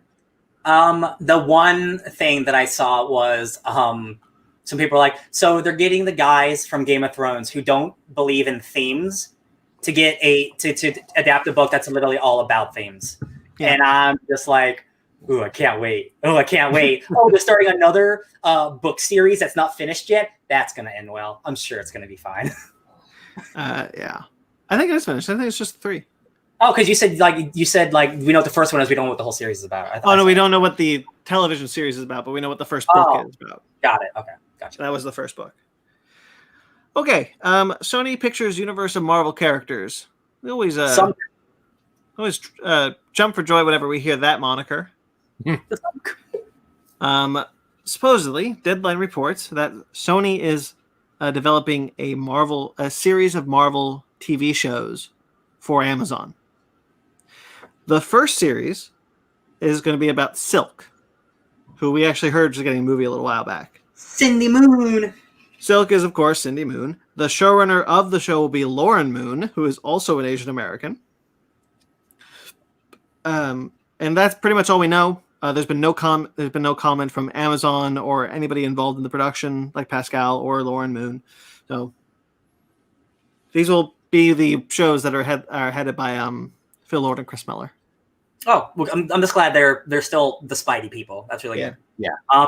Silk's a relatively new character. From when this there are a lot of Silk fans online, but it's not because of her original introduction in Spider-Man. It's from her solo series because apparently I've only read the stuff that's not Silk. So apparently the stuff with her in those books is like, it's kind of gross and whatever. And like when her and Peter are near each other, they have such crazy pheromones. They just have to constantly have sex with each other. Yep. And that's what you like with your female characters. They're just sex objects. So apparently the solo Silk series, which was written by a woman, is awesome. And it actually really explores that character and who she is on her own and stuff. So like there's definitely a big audience for that. I hope it's that. And I hope it's not that. Yeah. Because that is some gross shit. Cindy Moon's in Spider-Man Homecoming. Fun fact. Is she? Unnamed. She's the Asian American girl in the bus. Oh, so she's unnamed, but that's her. Sorry, the credits say Cindy Moon, but she doesn't have a name in the movie. Okay. All right. Primal has been renewed for a second season. Cool. This is the Genndy Tartakovsky series. It's going to get another 10 episodes. The last 5 episodes of season 1 have a date of October 4th now, so they'll drop 5 weeks then. That's still going to be on Adult Swim, right? Yeah, and then HBO Max. Nice. Excellent. I'm glad that Did shows. you guys hear the statement that Tommy from Toonami, or like what Toonami and Adult Swim put out? Yeah. Good on them, right? Tommy. That's his name. It's Tom. Oh, it's Tom. Damn it. Excuse me. His friends call him Tommy. I got you, Ben. All right. Thank you, Ryan. You guys remember those little short films they used to do? Yeah. Yeah. Whenever they would upgrade him. Man, I remember when they took Toonami away and then they brought it back, and I'm like, Toonami's back? What? I didn't know it was gone. Hot take. Tom on Toonami is the TCM announcer for all your anime and Adult Swim content. 100%. I don't know the TCM. So on Turner Classic Movies, you get a guy who comes out and he gets you pumped for the movie because he talks about the history of it and all that kind of stuff. And Tom did that for anime. Yeah, he did. Oh, so okay. Old Tom. Favorite Tom? Go. Classic. Gen 2. Don't get me wrong, his Gen 2 upgrade is slick, but I grew up with classic Tom, so. Tom Taylor or Tom King? Oh, I got a better one. Tom the cat from Tom and Jerry. Tom and Hold Jerry. on. Wait, Tom King is the one currently writing Deceased, right? Yes. And yes, and Tom Taylor, yeah, he has that famous Batman run, yes. Yep. I know you. They don't, though. All right. Star Trek Discovery news. We haven't talked about Star Trek Discovery since I stopped watching it because the season ended. But I thought this was really cool. So Star Trek Discovery Season 3 has 2 new cast members joining the regular crew, with Blue Del Barrio as Adira, Star Trek's first non-binary character, and Ian Alexander as Gray, as Star Trek's first transgender character. Nice. Good job, Star Trek. I think that is so cool. New Star Trek has been doing a killer job with diversity. As it should be, which is the whole point of that show. And I think that's really great. That is one thing that, like or dislike new Star Trek, that is the one thing you can't take away, that they're just nailing the diversity. That's so crazy because, since its inception, it's been all about being diverse. But because wasn't that the point of Star Trek in the first place when Gene Roddenberry first created the show? Is I want this to be diverse. All cultures are hanging out together. That's why he had an African American woman. But the problem is, though, Ben, is that even then you couldn't get over the fact that there's not going to be a transgender character on Star Trek: The Original Series, or even the Next Generation. There's not going to be a non-binary. Despite the qualities of Star Trek being very next level, the people behind them were still regular people in the 60s who had bad ideas. Not even necessarily the show writers, but the corporations. Exactly, yeah. Something like Star Trek, that they should have been the first show ever to have these to have non-binary and transgender people. It's only taking them 50 years later to get there. It's great that it's happening, but man, Star Trek, you were the show. You're supposed to be doing that since the beginning. I see where you're going with now. Yeah. So Adira, the non-binary character, is highly intelligent with a confidence of and self-assurance well beyond their years. They will find a new home on the USS Discovery and form an unexpected bond with Lieutenant Commander Paul Stamets and Dr. Hugh Culber. They're the gay couple on the ship. Ian Alexander as Gray, the transgender character, is empathetic, warm, and eager to fulfill his lifelong dream of being a Trill host. But he will have to adapt when his life takes an unexpected turn. I'm excited to see the Trill again. I remember them from something I watched. Deep Space Nine. Oh, okay. Do you know which characters? Hold on, wait. The original cast from Star Trek had a couple of gay characters. I know that some of the cast were in the closet gay, but I don't actually think there was any gay characters in the show. It's been a long time since I watched that show, so I don't remember. It's been a while for me, but I don't think any of the cast was. No. Anyway. Yeah. So this is cool. I'm excited for this. Yeah, that's amazing. I liked season 2 of Discovery, and I'm excited for season 3. So I'll let you know how it is. Good. All right, Ben, this is your thing. You put this on here. Yes, I did. Super Mario. Oh, what? Super Mario Bros. 35th anniversary Direct. Nintendo Direct happened. Yeah, Nintendo had a Direct on a Thursday for 35 years to Super Mario, because this is the year Mario came out, and way back in 1985 on the original NES. So they had quite a few announcements. The ones I put on here are the really big ones that I think a lot of people are more for, such as the Wii U game Super Mario 3D World is getting ported to the Switch, and it's also including a game called Bowser's Fury, which I actually don't know anything about, funny enough. Was that originally the thing that came out? Well, the Wii U, actually no, Super Mario 3D World was originally for the 3DS, and then it came out on the Wii U to add multiplayer, and now it's coming to the Nintendo Switch. It's going to happen January 21st. I meant Bowser's Fury. I think that might be a new thing. My impression is Fury is new as well.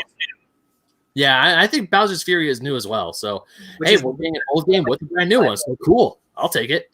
Mm-hmm. There's also Super Mario Bros. 35, which is going to be a digital-only title. It's going to be for free if you have a Nintendo Switch Online subscription like I do.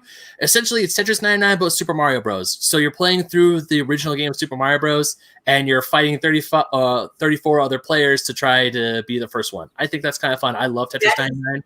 Such an odd, cool thing that like this, like the Tetris 99, like this battle royale thing is just coming to regular games because it really works for Tetris. And like looking at the Mario one, it's like everyone starts 1-1 the same, but like the further people get and the more like blocks you hit, like you start messing with other people. And cool. you beat your enemies and you send them to other players. Like if you stop on a Goomba's gonna pop up on another guy's screen somewhere.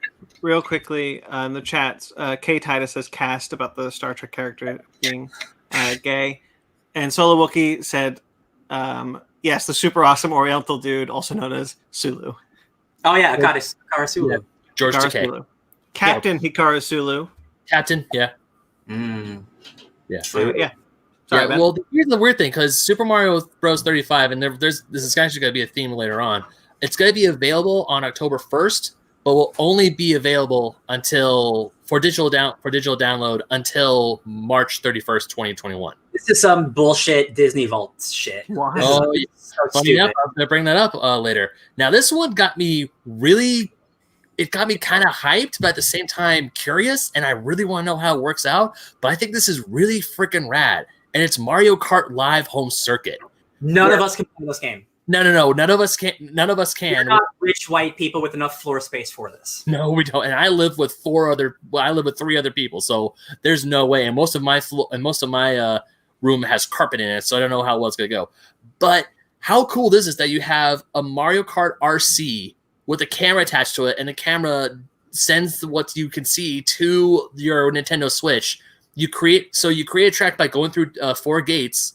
Like you make your own track, and there's another Luigi one. So if someone else in your house has another Nintendo Switch, you can play 2-player racing with computer players through your own house. I think the idea is awesome.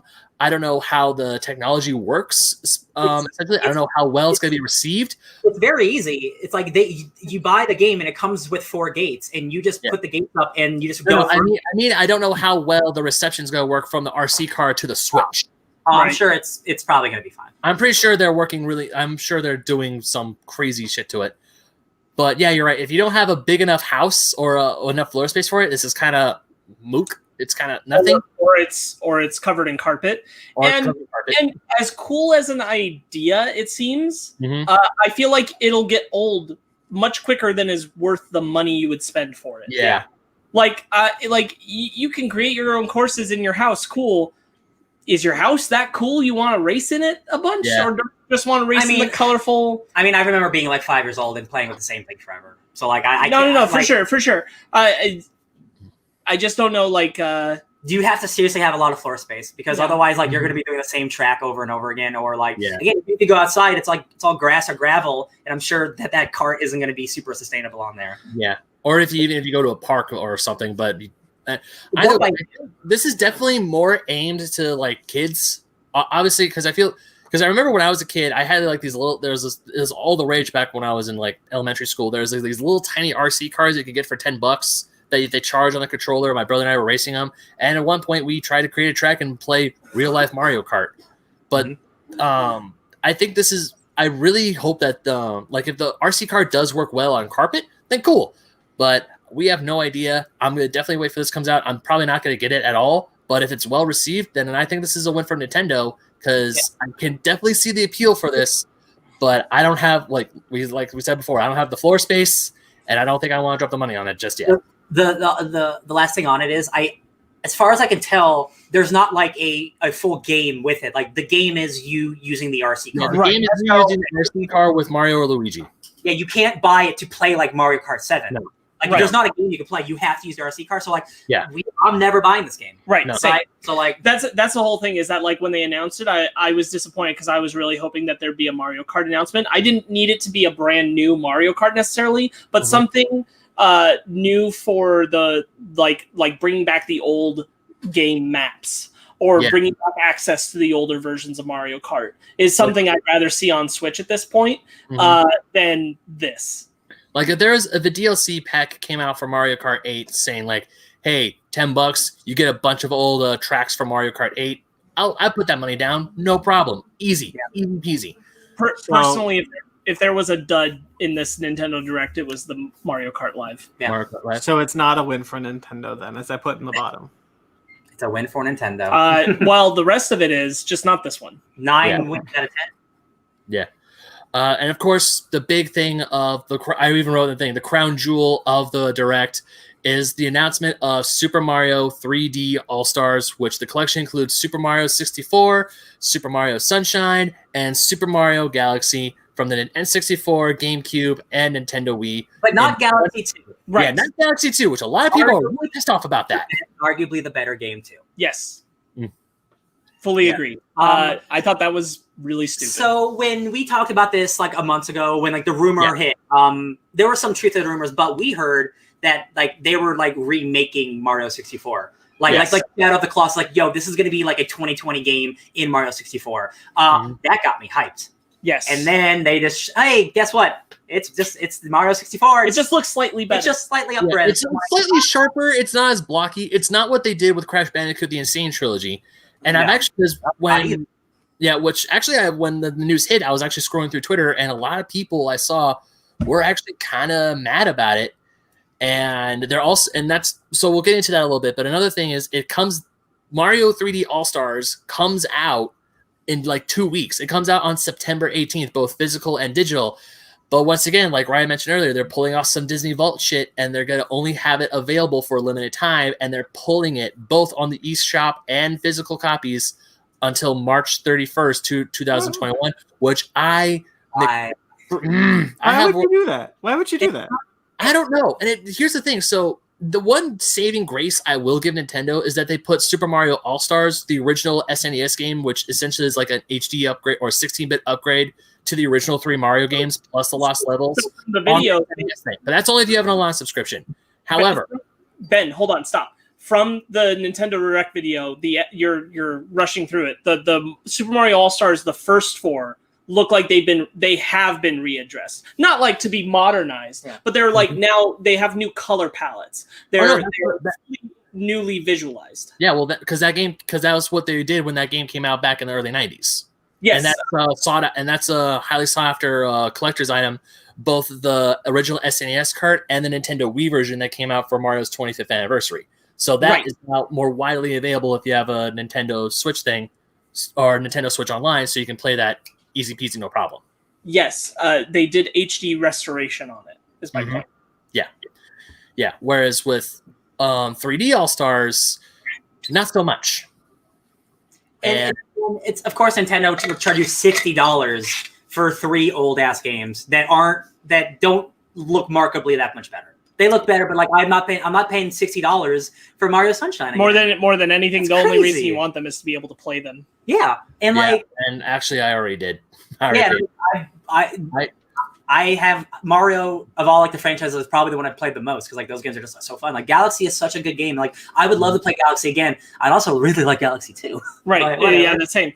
I'm like Ben. I also made sure to get my copy now because of that limited time window. It made me do it. Yeah. Which I think is absolutely stupid. Well, but hold on. Okay. Ben, yeah. Finish.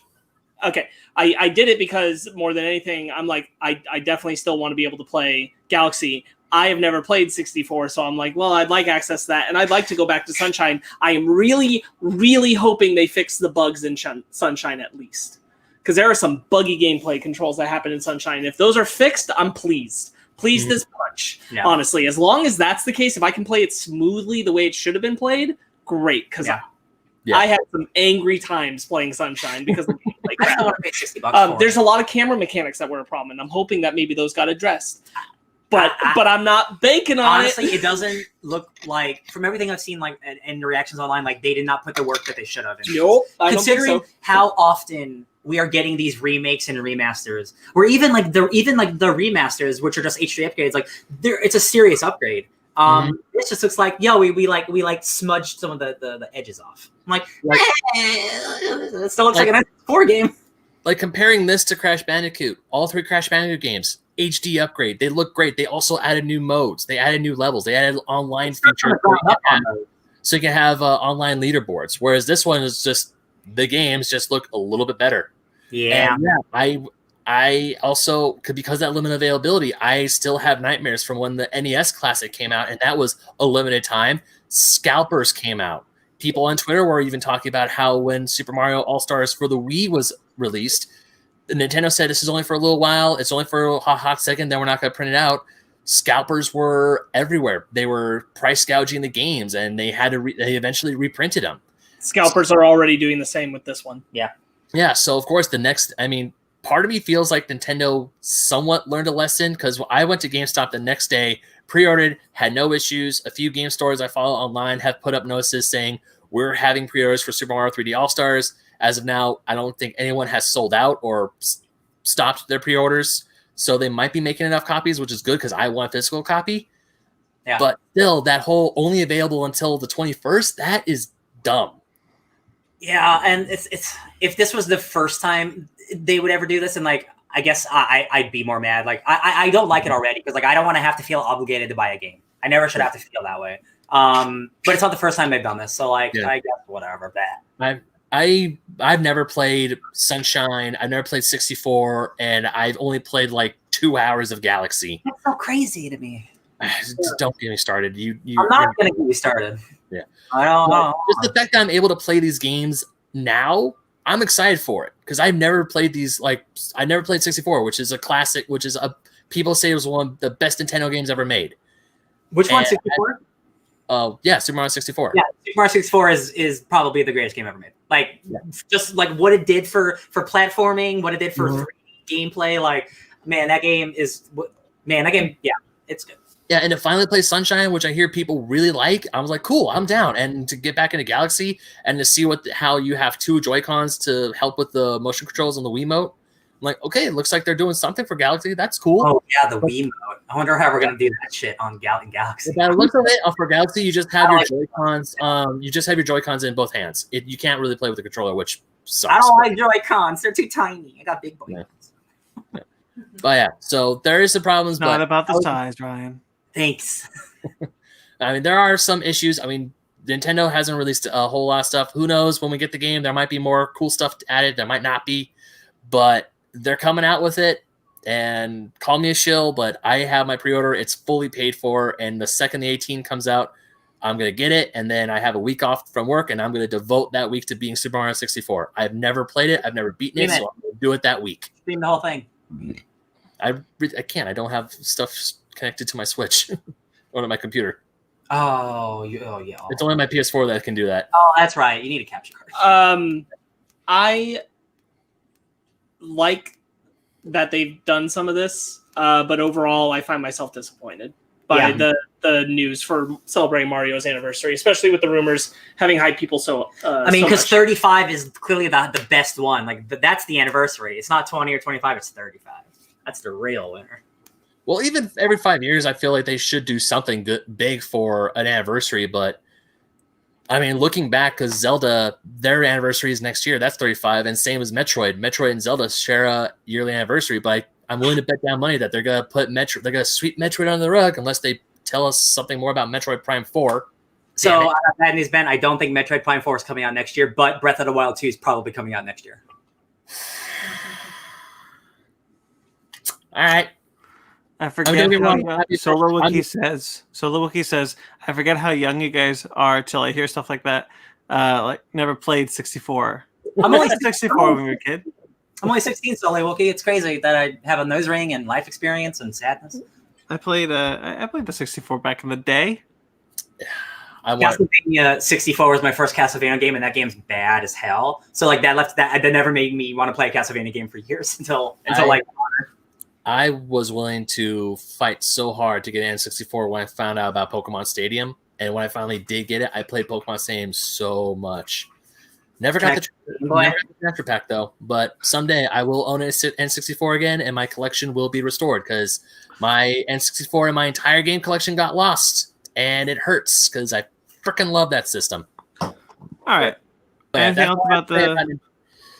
Anything else about Nintendo? They just talked about all the cool stuff, another new way to play Super Mario Bros, which is with the Game & Watch. I thought that was cool. Oh, last thing, very quick. Yeah, there's a Game & Watch. They were releasing a video game console, a new Game & Watch that runs Mario like in full color. It's a tiny little thing. It also was a little clock. It's really cute. It's cool that they're still putting out shit like that. Yeah. Fun fact: the Game & Watch was actually the first things that Nintendo put out. They're like the LCD Tiger games that we have here in the West, and that was essentially the first Nintendo video games, and then they did the arcades, and eventually we got the Famicom in Japan and the NES here in America. So just see that, cool. I can't wait for that Game & Watch to be like $250. God, I think they said it's like $100. That'd be nice because it's only like one game. Yeah, it's only one game. I figure for one game for Super Mario Bros. Super Mario Bros. Is easy to get. You should have that for like $60 for Mario 64 again. What are you talking about? Well, so I'm getting like. Anyways, but yeah, that's it for the Nintendo Direct. Okay. All right. So some trailers now. Trailers happen this week as they always do. Going to the trailer park. Welcome to Blumhouse. Released their first trailer for 4 movies. For 4 movies. Mm-hmm. Hey guys, this looks like 1/4 of a great movie for each one because they made a minute-long trailer for 4 movies. So I don't know what's going on. The visuals are nice. Yeah, some of the imagery looks good. But like I don't know what any of them are about because like the one girl with like a quarter of her head missing was freaky. Just a back walking. I'm always a fan of that. Speaking of some horror, The Haunting of Bly Manor. Neither of you ever watched Hill House, did you? Nope. No, not yet. Oh my god, guys, that's legitimately like one of the best things on Netflix. Oh my god. So Hill House was really freaking good. So we in this house, including Megan, are very excited about Bly Manor. And it's a like American Horror Story situation where it's all the same actors doing different roles in a different story. And all those actors are dope. So I'm so excited. Mike Flanagan is like the top. He directed Dr. Sleep. Yeah. He's like the top horror guy right now, like commercial horror guy. That dude's wicked. Nice. Yeah, it looked really good. I especially like at the end when the creepy guy is like, she just turns around and shushes him. I love that part too. This movie looks freaking terrifying because I don't like dolls. Show. Oh, it's a show? Yes. Show. Ben, every single episode of the original show, every single episode has hidden ghosts in it. Yeah. So if you watch it, there will always be 1 to 2 just people looking out of frame. Usually more than 2. There are so many ghosts hidden in frames of Hill House. It's so scary. It's like every time you'll just be watching. Sometimes you'll notice them. Most of the time you won't. It's awesome. Oh no!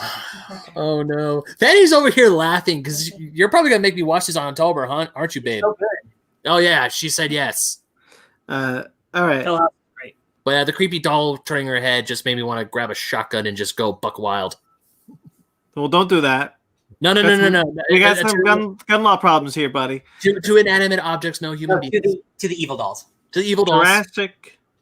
Jurassic World Camp Cretaceous released the second trailer this week. Man, I hate this trailer. And I'll tell you why. In the first few seconds, I was like, have I been wrong? Yep. Could this be sincere and serious? And no, it's dumb kid jokes. I'll tell you what, it was more serious than that first trailer for sure. But it was not enough for me to ever want to watch this because I can already tell you there's going to be no stakes in the show because they're not going to kill off any other kids. Not that you need people to die, but it's about Jurassic Park and dinosaurs, so like violence is like inherently part of it, right? Again, like we discussed, unless this show was like about learning about dinosaurs in a way, and it's like the having stakes isn't a point because the kids aren't supposed to be at risk; they're supposed to be discovering. But they're clearly in risk all the time. I know, and it is seemingly supposed to take place at the same time as the film, which I just find ridiculous as a concept. So to acknowledge Solo Wookie in the chat, he's talking about. Solo Wookie says if it's not an Annabelle, it's just not scary. The Annabelle genuinely scares the shit out of me. And then he says, and the baby in the first Annabelle is my friend's daughter. That's cool. What? And also, I agree. I hate Annabelle, but there's a figure of Annabelle that these a-holes got me for Christmas chilling right over there. There's a movie that James Wan directed after Saw called Dead Silence, and that's a pretty dope horror movie about a doll that comes to life. That's one of the better doll scary movies.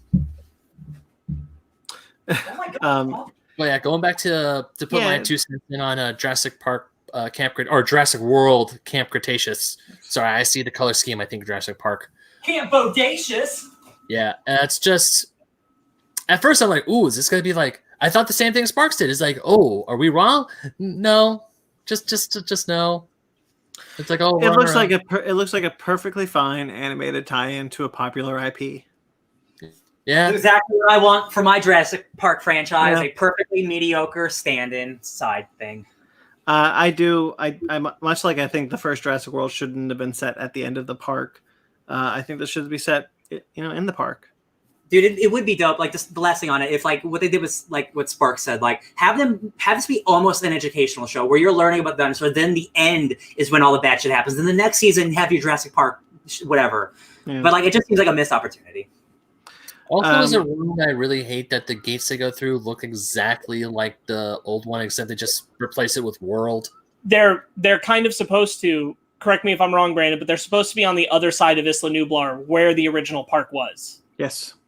Which also doesn't make a ton of sense because we see parts of where the original park was when the kids venture, and I'm like, that don't look like no summer camps happening here. Oh, yes. You wanna also know something funny? So when they go into the restricted section, which is actually, if you look at the map in the movie, is on the top of the island. The restricted section has the original visitor center. The original visitor center was really close to the visiting center of Jurassic World. It was not at the top of the island.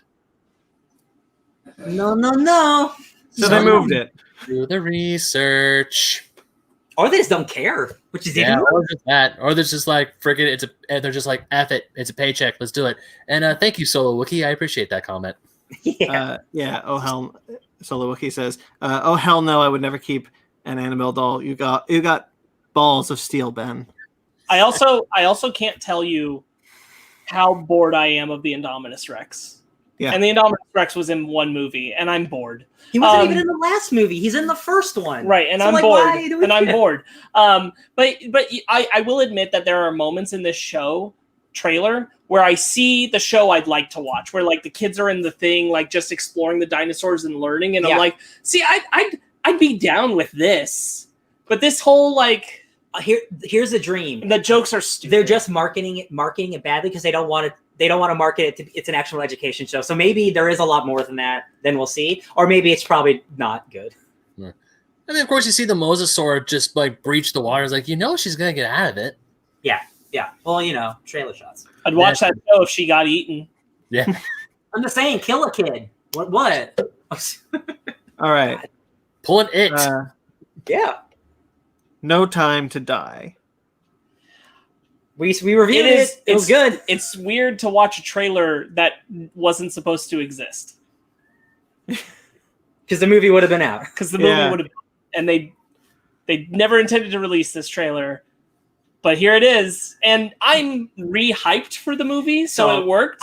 This re-hyped me. Yeah, this reloaded my chamber. I didn't need to see more of the movie, but I am re-hyped. So good we haven't seen Anna de Armas really, except for this trailer, and like she's clearly like an action star in this. So I'm like, sweet. I love that lady. I am full ready to watch this movie.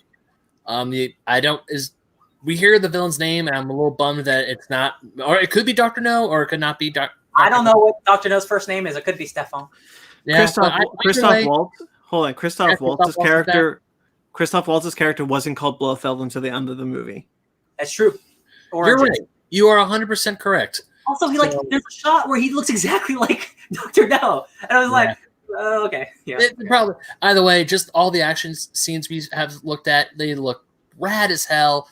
I want to see this movie. I'm looking forward to it. The stunts look like practical and like just really dope. It's odd because normally when I see a whole lot of trailers for a movie, it's like, okay, yeah, stop showing me trailers. This one's like, nah, give it. I want to see it. Yeah. This is the first time.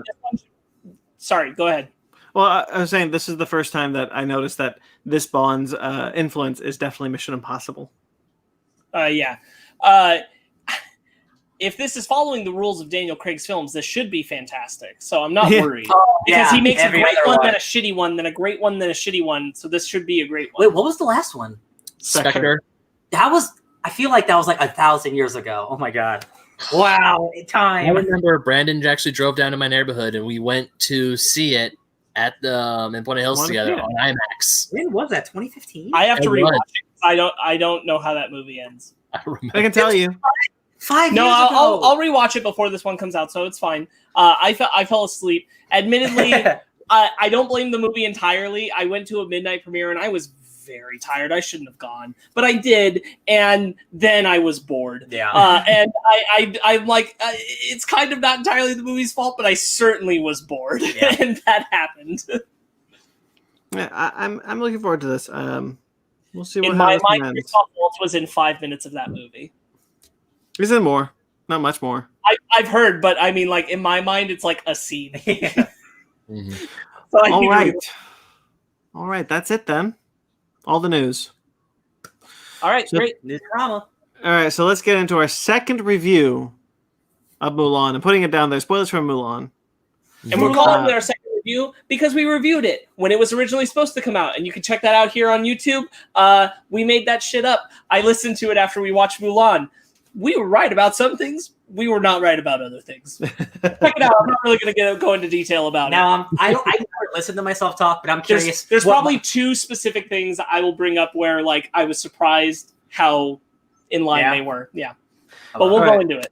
So, full spoilers for the new Mulan movie that is currently playing on Disney Plus at a premium. So, full spoilers. You have been warned. Check out for a bit and come back, or if you're listening to this on the rewind, pause it, skip, whatever. It's all time coded. All right, so let's get right into it. Ben, what did you think? I have problems. I have a lot of problems with this movie. Good Lord, do I have issues with it. All right, let's leave it at that for now. Yeah, we'll get into Sparks. I really, when you boil it down, I only have one big problem with the movie. And then past that, I don't have much at odds with it. I liked more than I disliked, I think. Ringing endorsement. Honestly, I kind of got it. Like, it's not... I went in wanting to be this movie's fan. I really did. I wanted Mulan to really hit it out of the park because I want so desperately to support a Disney live-action movie that doesn't one-for-one the animated movie. And this doesn't one-for-one the animated movie, but there are some key aspects of the character that I'm like, but why? But why? Or the world. And that being said, I do think that there are positives, and I think those positives are pretty cool. So, Ryan? I think that the cinematography and the special effects and the costuming and the world building and the set design is all awesome. I think the story is kind of shit. I think I didn't find the script I didn't find myself laughing or feeling really any emotion watching this movie besides, oh wow, that looks nice. The characters that you're supposed to care about, I don't. And the new characters, I also don't like. So I don't know what I don't think I like this movie, you guys. Before we go too much further, I do want to address, like, at the top, there's a whole lot of, like, discussion about boycott Mulan and things like that. Because we did do this for New Mutants, so obviously we didn't do it for Mulan. And I just want to talk about it real quick. That's true, which is that there are two main reasons why people are really up in arms about this movie. One of them is about the actor who plays Mulan, because a while back, this was even before the pandemic hit, she came out in support of the Hong Kong police. What is before the pandemic? Huh? What is before the pandemic? What is real life? Look, the Hong Kong police controversy is a lot more complicated than what's happening in America. It would take a whole lot of time to really invest as a foreigner in knowing the ins and outs of that conversation. So I cannot say 100% where I stand on it. I'm anti-police brutality, and I'll say that.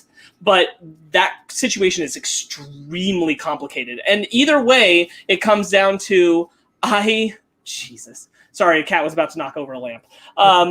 either way, I stand by what we've talked about before, where I won't boycott a film just because I don't like support a single person in it. Way more people work on the movie than just the actor who played Mulan. Yes. So that's where I stand New on that Mutants is a low budget, like $6 million basically indie movie that one person wrote and directed. Of course, people made it.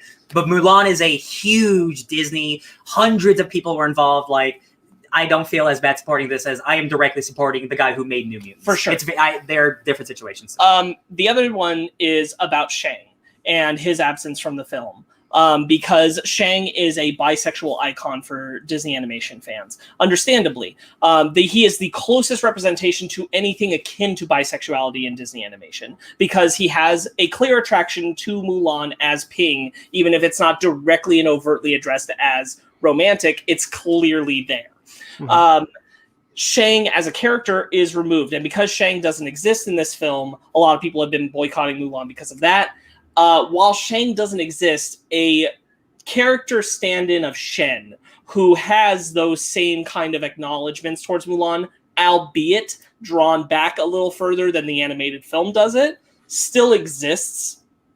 And I don't know that that's 100% a good enough reason to say, to hell with this movie. I don't know that having Shang the character translated in would have changed any of the amount of interaction we have between Shen and Mulan. I think that still would have happened regardless of Shang being the person. Unfortunately, because I don't think Disney has the balls to stretch it, even blur that line a little further. Real quick, like I said it to you guys, like near the end of this movie, I was like, wow, Disney, they're just cowards. They really will not do something bold.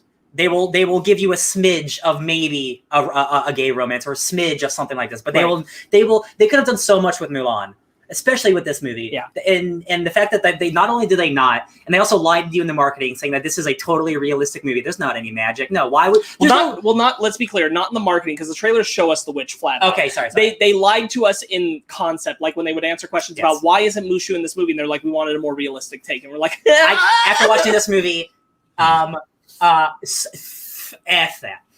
Right. F that. Oh yeah. So, Brandon, what are your thoughts? Your opening. Yeah. Sorry. Yeah. I much like Sparks, I wanted to go into this movie being this movie's fan. I've been saying it since the trailers. I love that they were going a different direction. I don't want it. My favorite remake, Pete's Dragon, is nothing like that original movie. In fact, I think it's better. Far better. So I was excited. So I wanted to go into Mulan thinking much the same way. It having so little to do with the original movie. And I'll still stand by Cinderella and Maleficent. I both think as films are superior to their animation originals, outside of the fact that the animation of those originals are still gorgeous. Yeah, I'll agree with that. So that said, I was pretty disappointed. Much like Ryan, I didn't feel anything. Wasn't happy. Wasn't sad. And then I just kind of left the movie a little cold. And I don't want to be clear. It's not because it was different. I love that they tried. I just kind of wish they tried harder. Yeah. After this end of this movie, when Fanny and I were, because we watched this together, at the end of this movie, I looked at Fanny and was like, "Hey, honey, you want to watch something that has better fight scenes?" And we turned on Legend of Korra. Yeah. So the reason why I watched Crouching Tiger, Hidden Dragon. Yeah, she was even talking about that too while we were watching. It's primarily because of this movie, because I was hoping that this movie would be similar. Having not seen Crouching Tiger, Hidden Dragon, I was hoping for a similar style, like the kind of cool kung fu action movie. It's called Wire Fu, where like you jump in the air and like they're a little more they're floaty. Yeah. I thought that. So when I saw those action sequences, I kind of got excited. But I don't think there's anything of note in the action sequences in this movie. In fact, they're so short that there's really just sword cut. Yeah. That's kind of a bummer.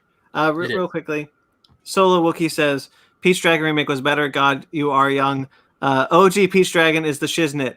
So hold on.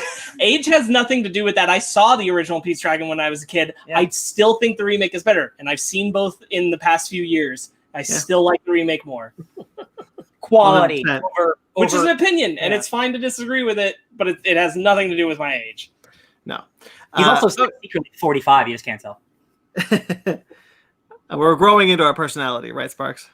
That's the story. Yeah. Well, okay. So that's my kind of thing. Like Mulan didn't scratch that itch for me, so I went to watch Crouching Tiger, Hidden Dragon. I'm glad I did. So you guys, I always say this, like, art's supposed to make you feel something, and during 95% of the dialogue between any character, I just didn't feel it. It's not that the acting's bad. It's just sometimes in movies the chemistry it just doesn't click. And just this entire movie, it just didn't click for me. I didn't, maybe except for the end, like when Mulan is getting super teary eyed. I didn't feel any emotion. I'll be honest. I think what worked for me the most was everything about Mulan and her dad. Yeah. When Mulan's watching her dad, when she knows he's about to go and he can't hold the sword, and she's crying, like dialogue, you're right. A lot of the dialogue stuff doesn't work for me. But I do think that the emotion shown between Mulan and her dad, sometimes wordlessly, that worked. I'll agree. Especially when she reunites with him at the end. That is the most emotional I felt the whole film. May I throw a fun fact about Mulan's family? Sure. Her mother in this movie is played by the actress who plays Keiko O'Brien from Star Trek Deep Space Nine. Nice. There you go. That's cool.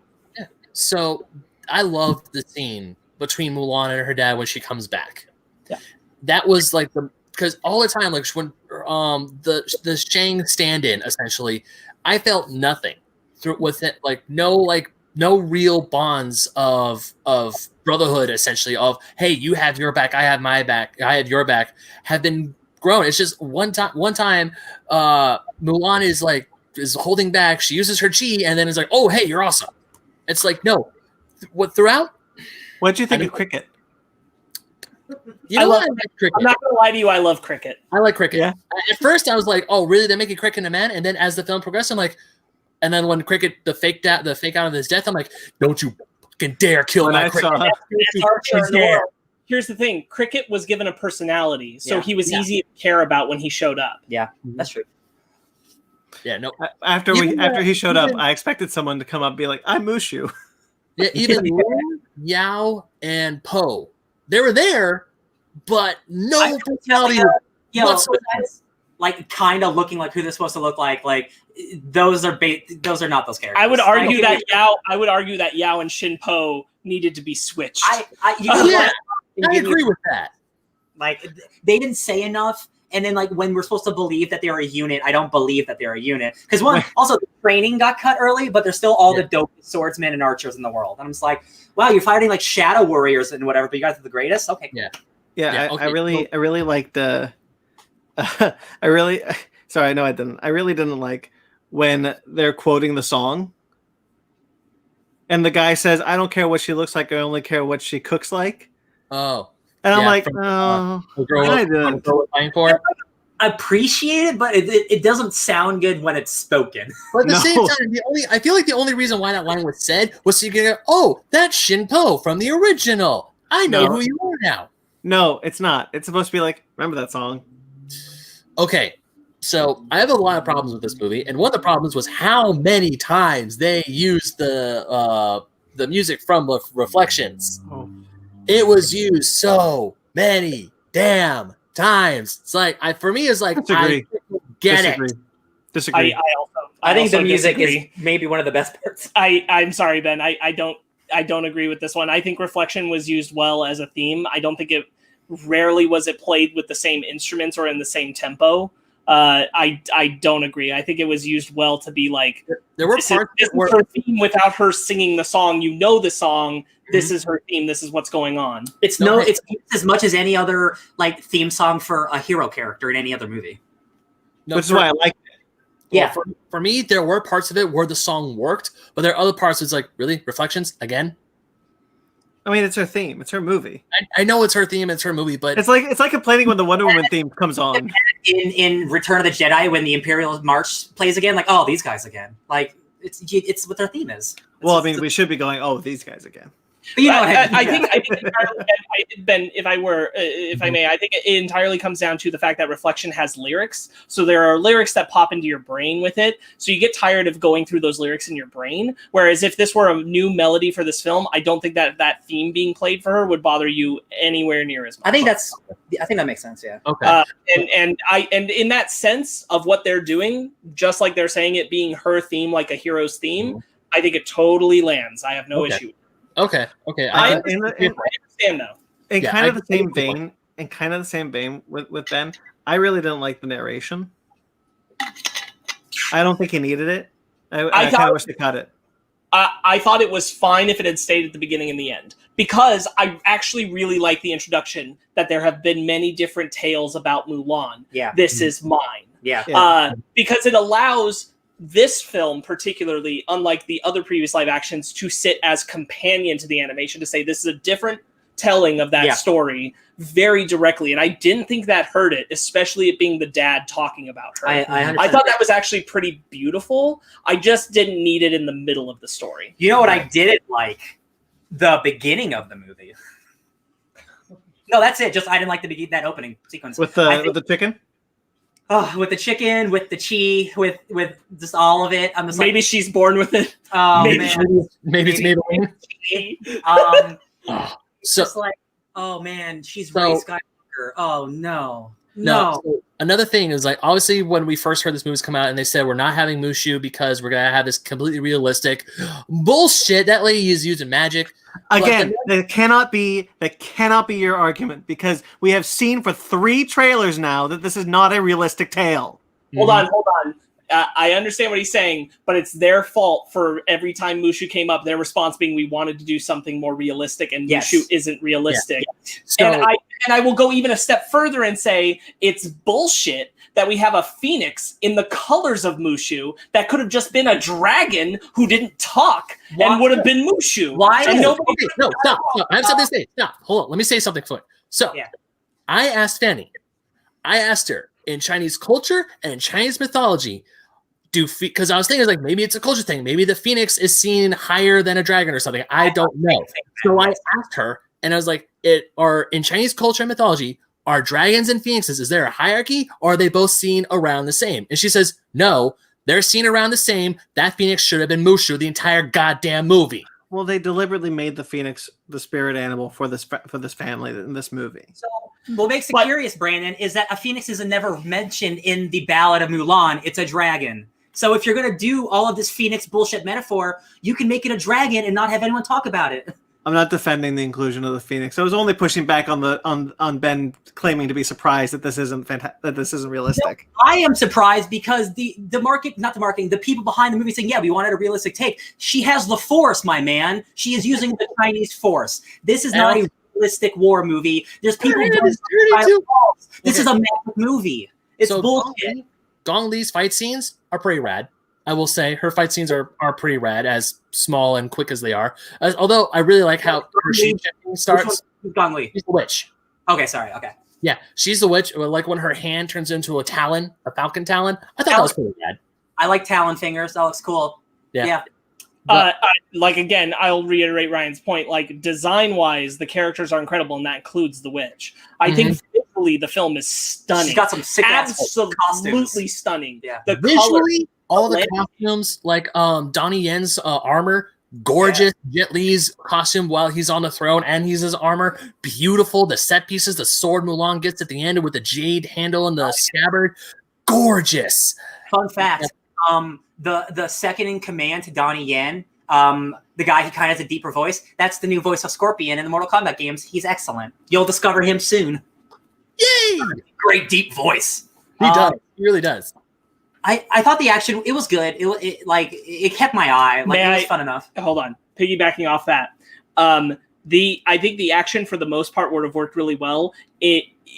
Pulling back just a little bit in the more realistic version of this movie. Since we went magic and chi, the fights the choreography should have been even doper. Yes. It should have been even more stunning. I appreciate all the hard stunt work. I think there are good fight moments. Specifically, Mulan versus Chen is one of my favorites. Oh, but when they're surrounded by those students. Yeah, when they're training. Yeah.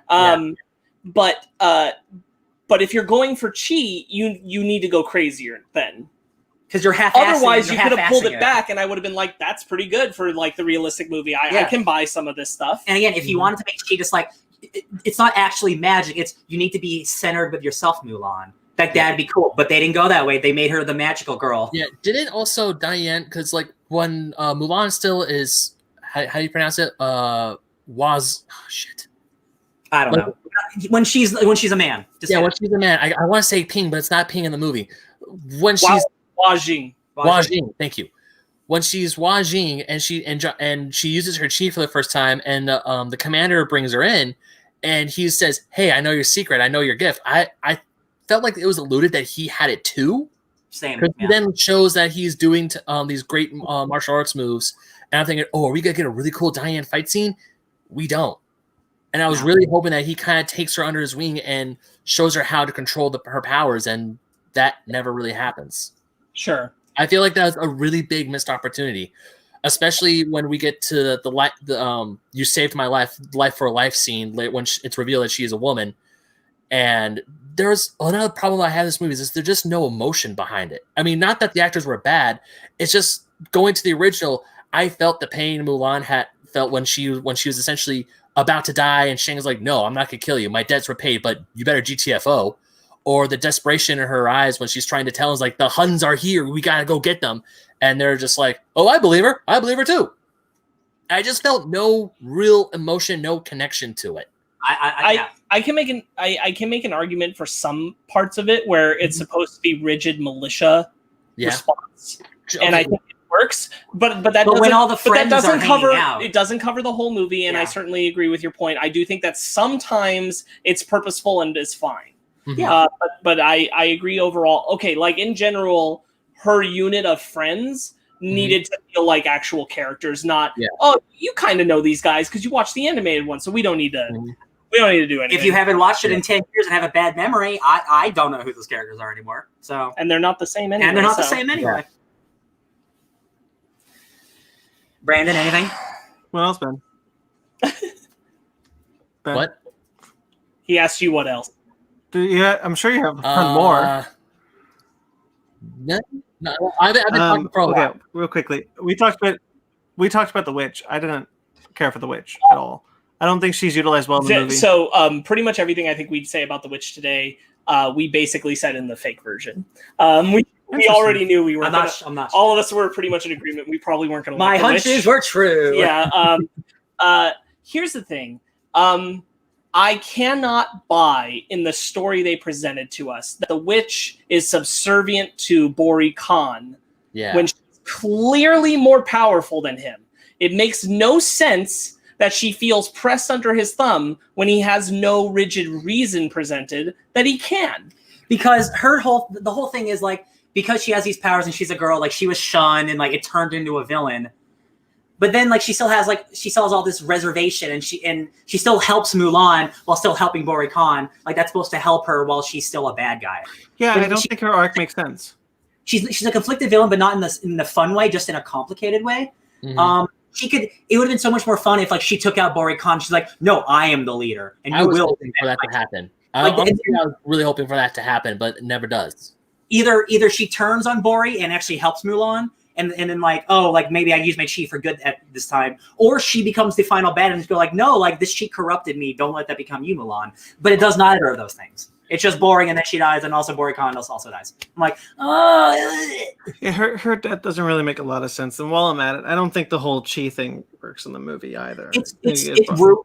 For me, Brandon, it ruins the movie because this is a movie supposed to be about a regular girl who can go in and like this could be like you said it when we were talking Sparks. Anybody could be Mulan. Any girl could be Mulan. Now nobody can be Mulan because she has the Force. Okay, she straight up has the Force. I do want to run through this. So like when the first trailers were coming out and we saw the witch for the first time, I got upset not because I was concerned necessarily about like, oh, we can have a lady who turns into a hawk, but we can't have Mushu. Yeah. But more because if she has magic, how is Mulan meant to defeat her without having something special about her? because I highly doubted that they were just going to let her be a person. And lo and behold, that's what the case Also, is. she's not smart like in the animated movie either. Well, a little. At the end, okay, but not No, throughout. she has the moment where she's like, she gets down on all fours to go across the stuff so it doesn't crack and things like that, and she thinks of the avalanche stuff and makes them turn around and shoot at them. I'll give you 2 moments. She has her moments. They're not enough. They're not the prominent aspect of her character. A big example is where they're carrying the water up the mountain, which is basically the stand-in for the arrow on the pole. Yeah. The whole thing is in the animated film, when she does that, it shows her intelligence. It shows her ability to think outside the box. Now Chi helps her with water. That's what ultimately Mulan wins in the animated film, because she outsmarts the bad guys. And they don't play to that idea here. They allow her to just be the chosen one, essentially equivalent. And the issue I have with that is that it doesn't allow for Mulan to feel like a person. And I think what is so valuable about Mulan's story, why the anime film is so good, why people should admire the Ballad of Mulan, is because it's not a person who felt obligated to fight because she had special power. It's a person who decided she had to fight to make sure her dad didn't die. She had no confidence in her battle abilities when she went to war. She just did it. So it took extreme bravery because she has no knowledge that she will not die. This Mulan in the live action version has every reason to believe that she's a competent warrior already. And I don't, that whole idea contradicts what I liked about the Mulan story. Now, even trying to adjust to that, this story itself no longer works, in my opinion, in a world where everyone can acknowledge openly that chi is a real thing. Magic that is real. Mulan clearly has a lot of it and represses it. Because if that's the case, then you have to go, well, if a lady has a whole lot of chi, I guess we should acknowledge that she can be a warrior. I don't know why we would be against that. That logically makes sense. So it no longer works conceptually. And the other thing that bothers me about it is that there's such a cool... Mulan feels like a person who can connect to her peers. And that's what actually, not only am I valuing the animated film for the way that they told her story so well, I'm valuing it for the way that they told her story of her and her friends, because they do feel like a team. She doesn't pull anything off without them. It's all about working, her just being a good, competent soldier when no one expected her to be. And that's all it is. That's all it took. And that's what made that story special. Yeah, Mushu's there, but Mushu doesn't do anything so extravagant to make her special. He just aids her. This movie just throws those concepts away, and it just uses like cool looking effects of chi, like running up the walls wherever need be. And I'm like, okay, but the other guys can't do that, so how are they not just immediately dead? Again, the group of Mulan homies fights a bunch of dudes who are running on the walls, and Cricket, like, he almost dies, but he beats them. And I'm like, that's crazy to me. A lot of this also ties into the tone stuff, where Ryan was saying, like, this, and I think a lot of you have voiced it, like, this movie doesn't have enough fun. It's doesn't have enough, like, enjoying itself. And I think if you're going to be silly and have a witch and have chi, and have Cricket, you need to be having more fun. However, if this were the realistic drama where it is a normal woman trying to stand in for her dad in this war and beat a really nasty Hun, and that's it, just a really nasty dude, a war mongrel, and she does it, then I think the tone would work. I think that having it serious and like reflect upon the ideas of war and what she's heading into and just how much she's pushing through her fear and encouraging other men to push through their fear to do it would really land. But because we introduced the concept of chi, it feels like it needs to not take itself that seriously. And it can't find the tone in between. It just can't. And that sucks. That's just super duper Jet sucks. Li's voice sounds weird. Jet Li's ADR is terrible. Yeah, Fanny even agreed. Okay, so another thing that Fanny wanted me to mention was the spider in the CGI spider, and actually a lot of CGI, like when they do the cloth spear, the cloth spear stuff. Lee going like, boop. Yeah, so that CGI looks horrible. That was too silly. Like, I love a good kung fu movie, like the cloth stuff. I'm like, okay, I don't know. It looks bad, but that spider just looked horrible. Also, Like, it doesn't matter that it wasn't a spider or whatever. Yeah. See, that's why I wanted to watch Crouch the Tiger when I was done with this, because like, you know, Jet Li does the thing where he rips the curtain in two and does the thing. Like, that's really cool. That's just not the whole movie though. The movie isn't being like, look how cool Kung Fu is. Yeah. Right. And it shouldn't be, in my opinion, honestly. Yeah. And that's the other thing, by the way, from that I'll make note of, is in our fake review, we predicted the Emperor fighting Bori Khan. Even for a small, we expanded it, but even for a small matter of time, we were like, yeah, the Emperor will fight. Whatever. He gets captured in a cool way. The way with the ropes, and they go around and pull him up. That's pretty cool. That is, I will give him that as cool. I'll give him that. Yeah. I feel like we lose a lot. Not that I want one for one of the animated film. I don't. I do want it to try to be its own thing. However, there are two specific things from the anime film I, good Lord, wish carried over. One is that I wish it was just the Hun, Bori Khan, Shan Yu, whatever you want to call him. I wish that he were just an imposing force on his own. Tenacious, smart, dangerous. And I wish that they allowed the personal moment of him being at the avalanche and him seeing Mulan do it, still disguised as a man. Because I thought about how much the animated film is so good, because what happens is Mulan gets up on a roof when he's fighting the Emperor and he pays her no mind because she's a woman. Yes. Until she pulls her hair back and he realizes she's the soldier from the mountain. I forgot about that. And all he cares about, it's not about her being a girl, which is what I hate in this live action one, that Bori Khan makes such a joke about her being a woman and doing this.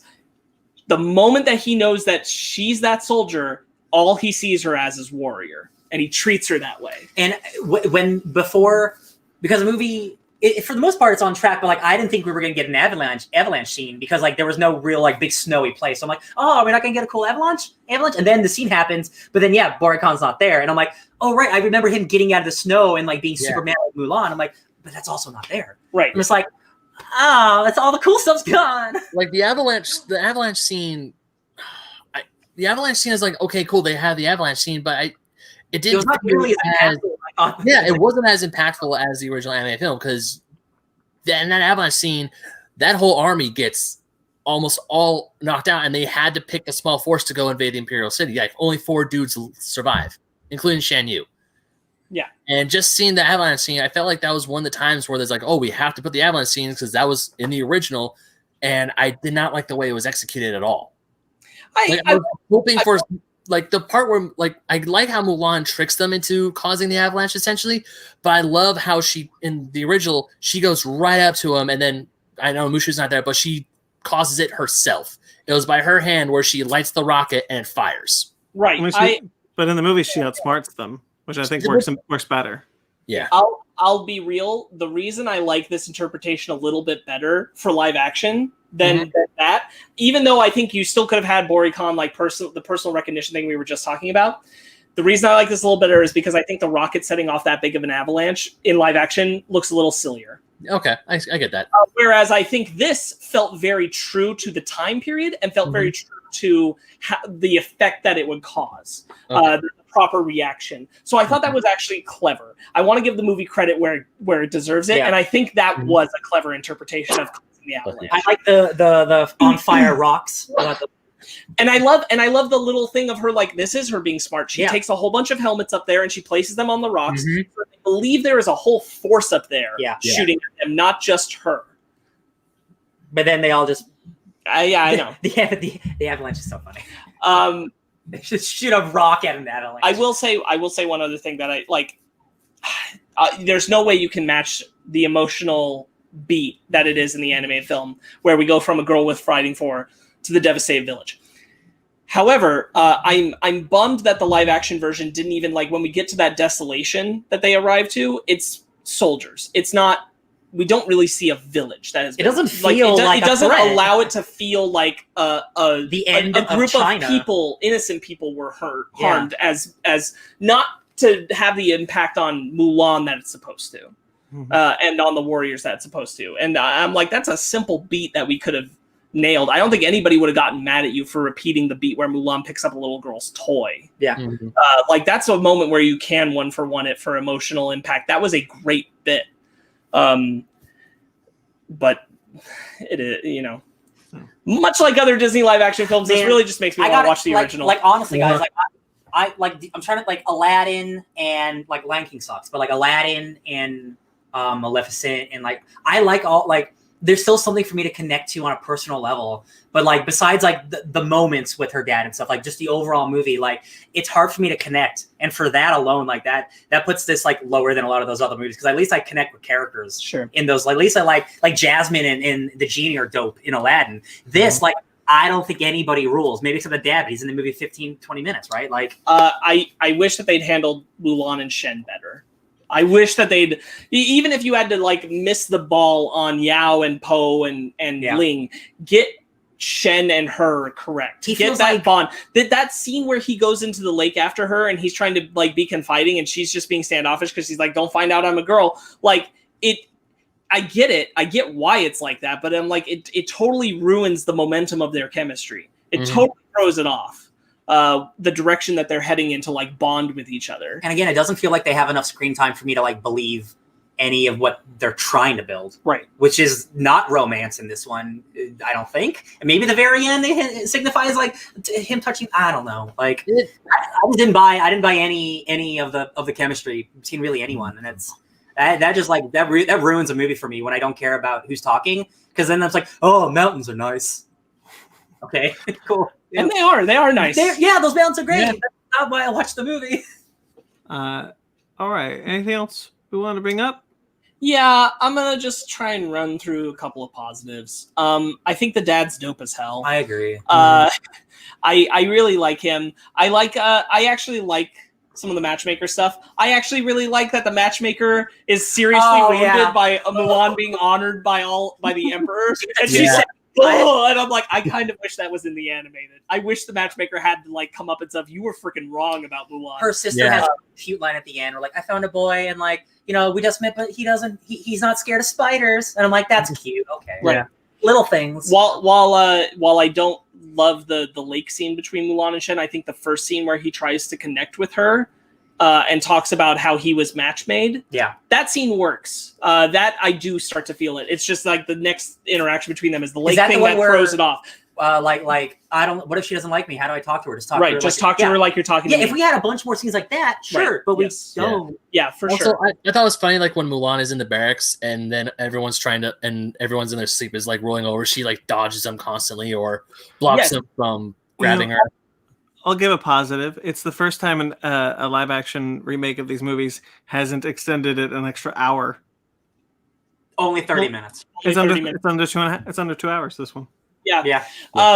I appreciate because in the animated film, Mulan is able to camp away from all the others, but realistically, that wouldn't be allowed. And I appreciate that they have to show Mulan having to strap herself down and having to undo that and having to volunteer having to volunteer for night guard duty to help avoid the others finding out who she is. I like that they added those kind of complications that did feel more real, that did feel more sincere and challenging. I appreciated those aspects. I thought they were well done. I appreciate Ming-Na Wen's cameo. I appreciate it too. Charming. I thought that was really, really nice. That was unfortunately that was spoiled for me on Twitter. Darn. It wasn't spoiled for me. That's good. I thought that was a nice surprise. Yeah. I think this is an incredibly colorful film, and I super appreciate it for that. Yeah. Color, costuming is all great. I think a lot of the training stuff is pretty good. The last movie these guys wrote was Jurassic World. Well, I think that a lot of the training stuff, like focusing on, dishonesty equals expulsion. The guy like dumping out the water. I thought that was a good bit. Yeah. A lot of just like the montage work they show of them learning, I think works pretty well. Good choreography. Like I love a good like army, like a bunch of dudes doing staff moves. I'm always a big fan of that. I'm really glad we talked about it when we were looking at the trailers. I'm really pleased with how much of this is practical, how many people are real people. It's a lot of horses. It feels very effective in a way I haven't seen in a big blockbuster film in a long time. Yeah. That kind of stuff really lands well for me. Again, like, it's hard to get past the fact that this film undeniably is gorgeous. Yes. Really just a pleasure to watch visually. Even down to the witch, who I don't like. Like, a lot of the stuff the witch gets to do is cool. Honestly, my favorite thing about her is probably her cool ass fingers, because those are scary. Especially like when she had her hand on Boricon. Like, those are some scary talons, man. Yeah. I don't want to be near those. Yeah. Dope outfits. She looked great. I feel like there's some part right in the middle I'm trying to remember. I like the allusion to Mulan's injury, that would be her injury, but the dagger that the witch throws gets caught in the strap, which I think is pretty cool. Yeah. And that's what ultimately reveals her to be Mulan. I also think it comes too soon. I don't think that the moment is motivated the way it should be, that Mulan is about to have her moment of coming out. I don't think you ever needed the Phoenix in this movie at all. The hallucinogenic Phoenix. No, and I think if you were going to have it, then it should be Mushu the dragon. Yes, that's exact. He could have been in all of those moments and been fine. There's a mythological creature throughout this entire movie that doesn't say or do anything except just show you, yo, this is what it's about. I'm like, it's kind of like, I'm watching over you. You gonna help me out? No, I'm just watching over you. Again, like, I don't need the talking Eddie Murphy dragon. But if you're going to have a mythological creature, why not use the one that's in the movie already? Right. It just doesn't make sense to me. It truly doesn't. And I think that, like, the only time she really directly looks at it is the time when she seems like the most out of it, dehydrated, when she's starved. And so it's moving and guiding her way out through the path. And I'm like, honestly, if it had been that, maybe a couple of other moments specifically tied to the dad, but like she's not acknowledging it outside of that moment, and it had been Mushu, I'd say great.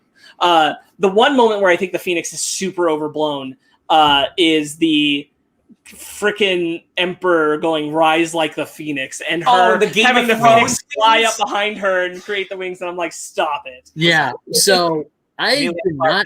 Oh God, I'm sitting there going, okay. As much crap as we give Game of Thrones season 8, that part when Daenerys is walking out and the dragon's wings fly out, that is freaking rad. This is not. But do you get it, Ben? Do you get it? He's right. I get it. Okay. The director was hitting you over the head with it if you weren't sure. Yeah. It's funny to me that I think somehow Shan Yu in the animated version is a more fleshed out, clear motivation than Bori Khan. Even though Bori Khan's is he killed my dad, Shan Yu's is he built the Great Wall, and I went, you're challenging me. That's all Shan Yu is about. Yeah. He's like, you said I can't get to you. Here I am. I like a challenge. I got to you. And also, I'm like, somehow crisper and better. Is there? So go ahead, Ben. Sorry. No, I get, but one of those coolest scenes in the animated film is on the Great Wall when they scale it, and then the soldier says, now all of China knows you're here. There was Great Wall stuff in the original movie, and it's not... okay. So the whole opening of the movie is that he's out of China. That's right. Shan Yu, the very beginning of the movie, he and the Huns climb the Great Wall, and the guy's like, light the signal, and he does it right in front of Shan Yu, and he's like, now all of China knows you're coming, and he grabs a flag and he burns it, he's like, perfect. Yeah. Why are they scared to just call them Huns? Why do they got to be this other thing? I think that is that a political thing? I don't even know if it's that. I think they're trying to be more historically correct. Okay. Because I think that the animated film blurred the lines of historical, like where Mulan's ballad was supposed to take place in period piece. Okay. However, that being said, from what I understand, the live action film did that too. So it doesn't super matter. Yeah. It is what it is. I really wanted to like this more. The further these movies get, and like even if people consider this movie fine, I don't know how many fine of these remakes I can take before I'm going like, actually maybe not. Like I wonder, like, because this one definitely was like, oh, this is a problem, and people felt that way with Lion King. Some people even felt that way with Aladdin. People felt that way with other ones, but I'm just like, this for me, this is the one where I'm like, oh no, you guys kind of suck. I wonder how much I would have liked this in a vacuum where the original didn't exist. I don't know how much more I would have liked it, but I'm sure it would be more. Of course. Because it's impossible not to compare. I still think it's kind of boring and like there's no chemistry, so I still would not enjoy watching the people do their thing. Sure. Like I'm sure I would like it more, but it is based off something that already exists. Right. The criticisms wouldn't be as harsh, but it's impossible not to compare. I will say I think it's awesome that we have such strong Asian American representation, Asian representation in general, across this film. Great. Good job, Disney. There's one white extra that was a villain that got beat up or killed in the scene, and I noticed them, and I looked him up on IMDb, and I'm like, there's one white guy in this movie. They couldn't not just hire him. They had to do it. They had to get the one white guy. I just thought it was really funny. He's probably like one of the stunt coordinators or something. He's at the very bottom of the page. He's just like assault man number 7, and I'm just like, that's hilarious. He's wearing a helmet. The other thing is that I appreciate that this film, I'm sure, is like really, really great for a lot of little girls to watch. They don't have to be as critical about some of the things we're talking about, like the chemistry and stuff. Yeah. It's just really cool to see a live action girl do the stuff Mulan does. 100%. Super dope. I totally get it. But it's hard to have that original that hits some of those emotional beats so well and not have those translated as well. And again, like I can't get past the idea that we couldn't have a movie.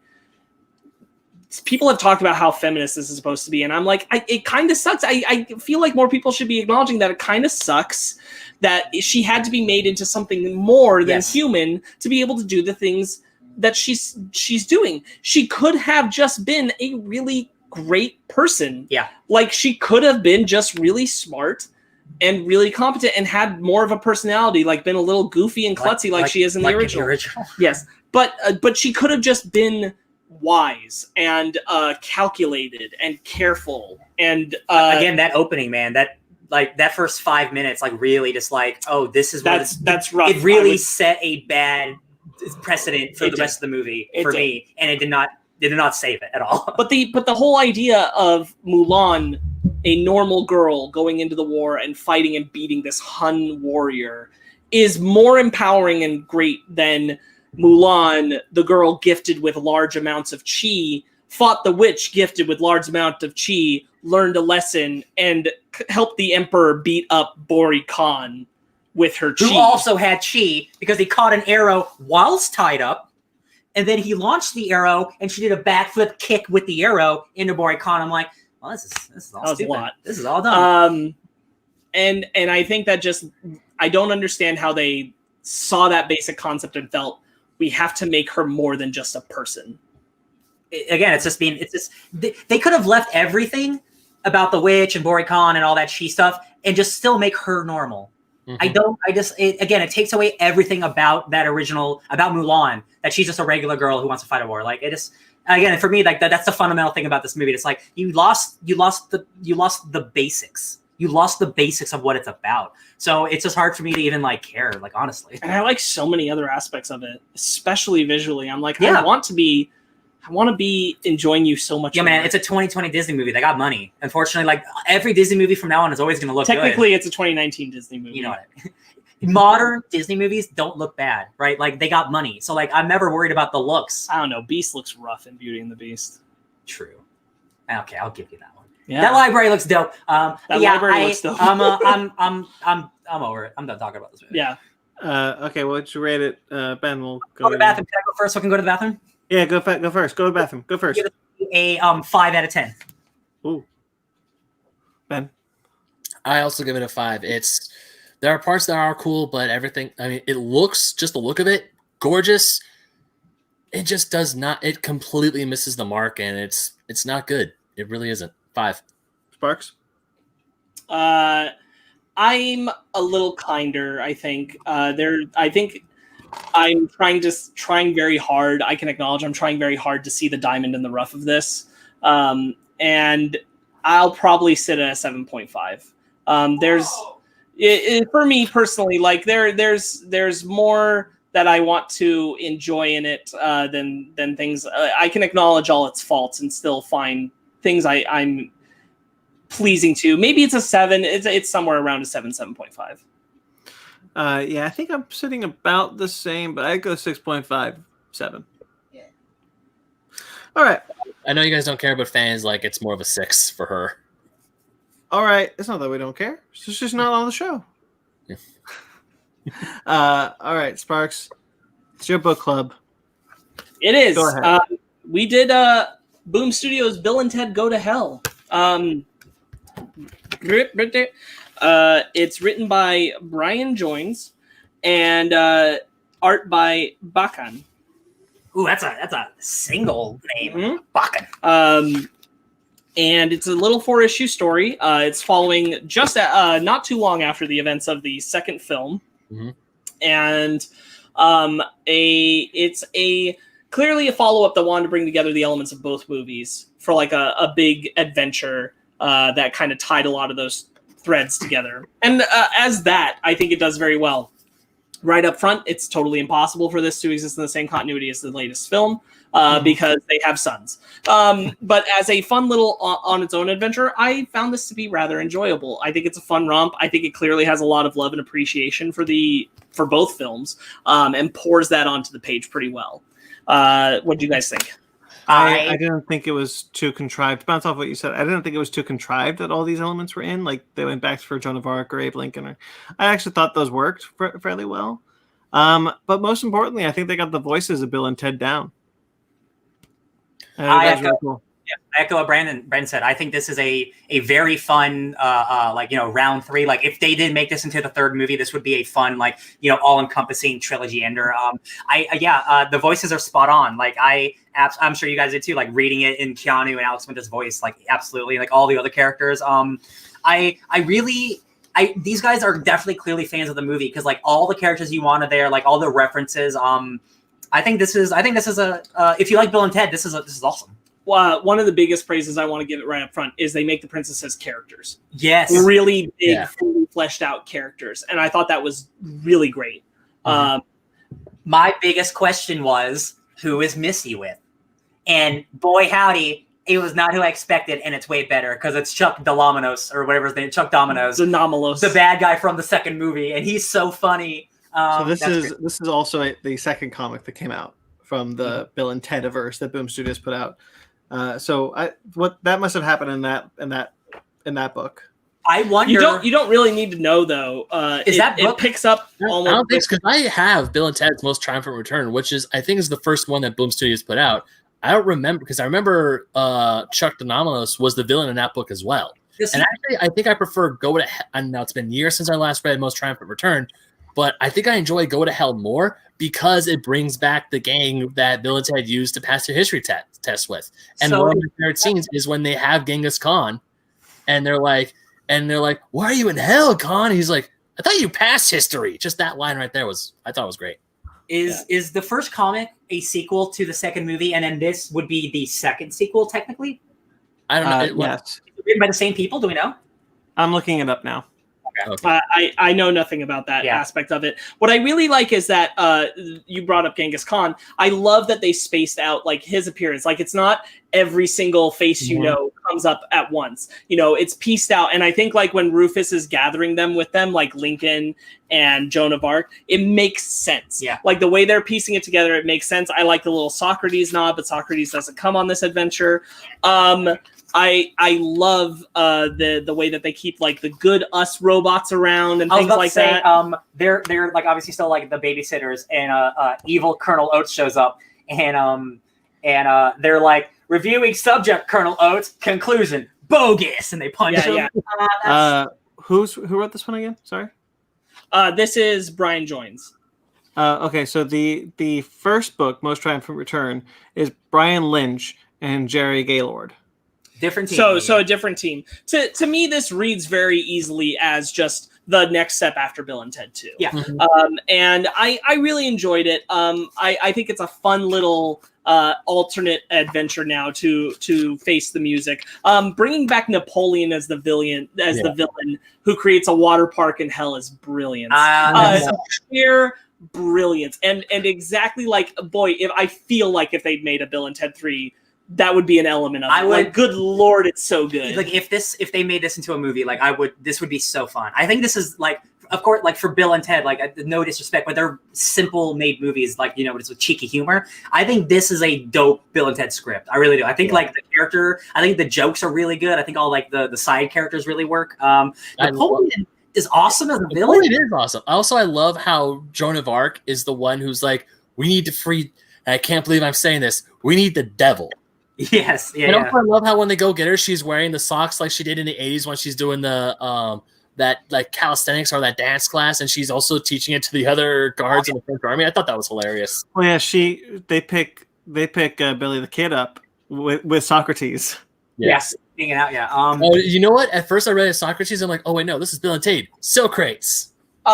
I have to give it so much praise for being a 4-issue comic that somehow juggles all of these characters in a way where I think they all have little arcs. Yeah. And I feel them, and I feel like they're fully fleshed out. Lincoln has the whole thing where he gets trapped in hell and sees John Wilkes Booth at the theater, and he's like, you don't understand the irony. The but trust me, delicious it's irony. delicious. Or even oh my god, like when we get to the end of the book, Station. Okay, someone say something not at the same time as the other person. Go ahead, Ben. I was gonna say like when John Wilkes Booth shows up, and I'm like, what? And then Lincoln's saying something about history, and then half of Station's like, Station, and the other was like, Station, like, shut up, don't tell him. Yeah, so when Lincoln defeats John Wilkes Booth, he's like, John Wilkes Booth won't hurt anyone ever again. And Station's like, Station. That's really good. Like, just giving Lincoln that sword. Joan of Arc having to wrestle with the concept of like, we have to free Satan. The angel is wrong. I don't know. And that's really great stuff. Billy the Kid being honest about like his fears of like people saying he should rejoin righteous society.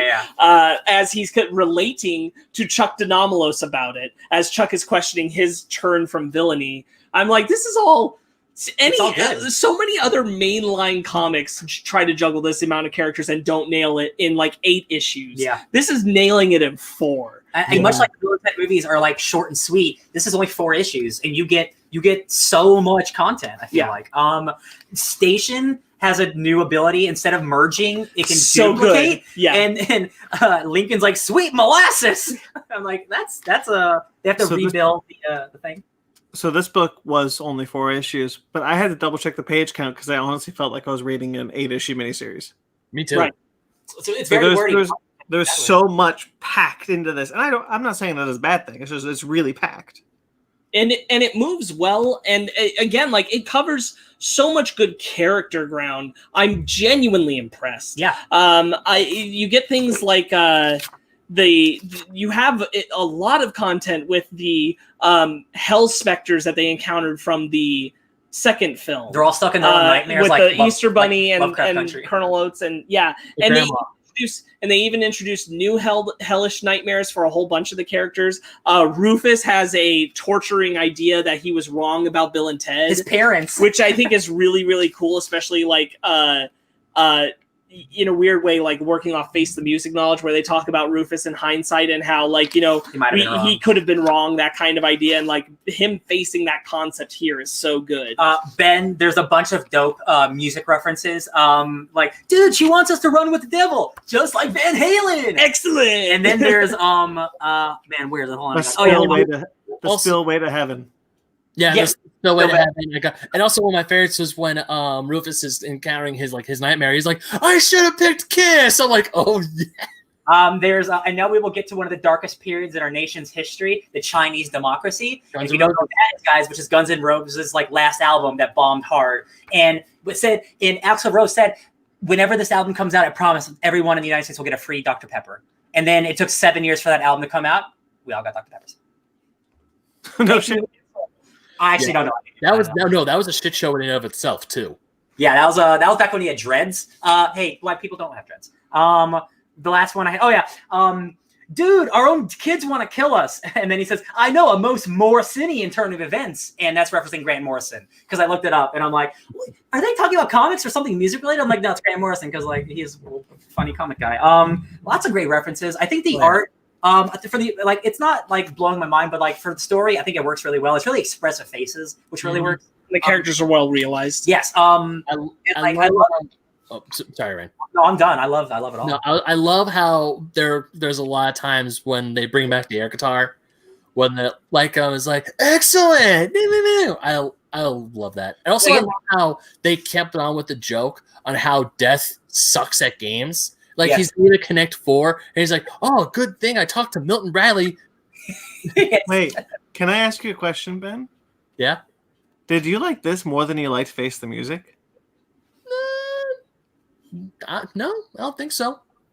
Oh. I mean, this is a comic book. Because you're like 1,000,000% more excited about this than you were talking about Face the Music. I mean, reading this actually got me thinking more about Face the Music and how I still enjoy Face the Music quite a bit. Oh yeah, I'll pull it up. Solo Wookie says we got Dr. Pepper's and that album is actually pretty good. 2 songs are really good. Rest are okay good. Thank you, Solo Wookie. Okay. Rest 6-7. No. But you know what? I think I'm gonna rewatch Face the Music more recently because this book takes place like right after Bill and Ted 2, and Face the Music is like 35 years after Bill and Ted 2. But because I still love both, I still really enjoy this one a whole lot, and I enjoy Face the Music. So I feel like my love of Face the Music is growing as I stew on it and as I sit on it. Bill and Ted's nightmare, like Hell Dimension bit, is that they didn't save the world. They're has-beens. Right. Yeah. Oh yeah. Oh, the hipster guy in 2016 where he's like, my parents listened to that, and there's a poster of lost guys and they're old. It actually made me think about how when they were in the hospital bed, but then they still got up and shredded in the end credits scene for the film. So I'm like, okay. I love again like Missy and Chuck being together. I think that's cute. Missy like again like the referencing the other movies and how like she was getting into like spiritual shit, and she's gonna be like she's gonna send them to hell. She's like, I know it can be difficult, but try to clear your minds. They're gone already because they're stupid. And that was like an actual laugh out loud moment when I was reading this. I'm like, man, this is, if you like Bill and Ted, like this is really good. I think this is good. I actually content because I remember reading Most Triumphant Return and I enjoyed it. I think I still have it somewhere. I'm not 100% sure. I have to dig it up. But I now really want to go and find this book and put it on my shelf because I really enjoyed this book. Yeah. You could just get the omnibus with all 3. Or I could just do that.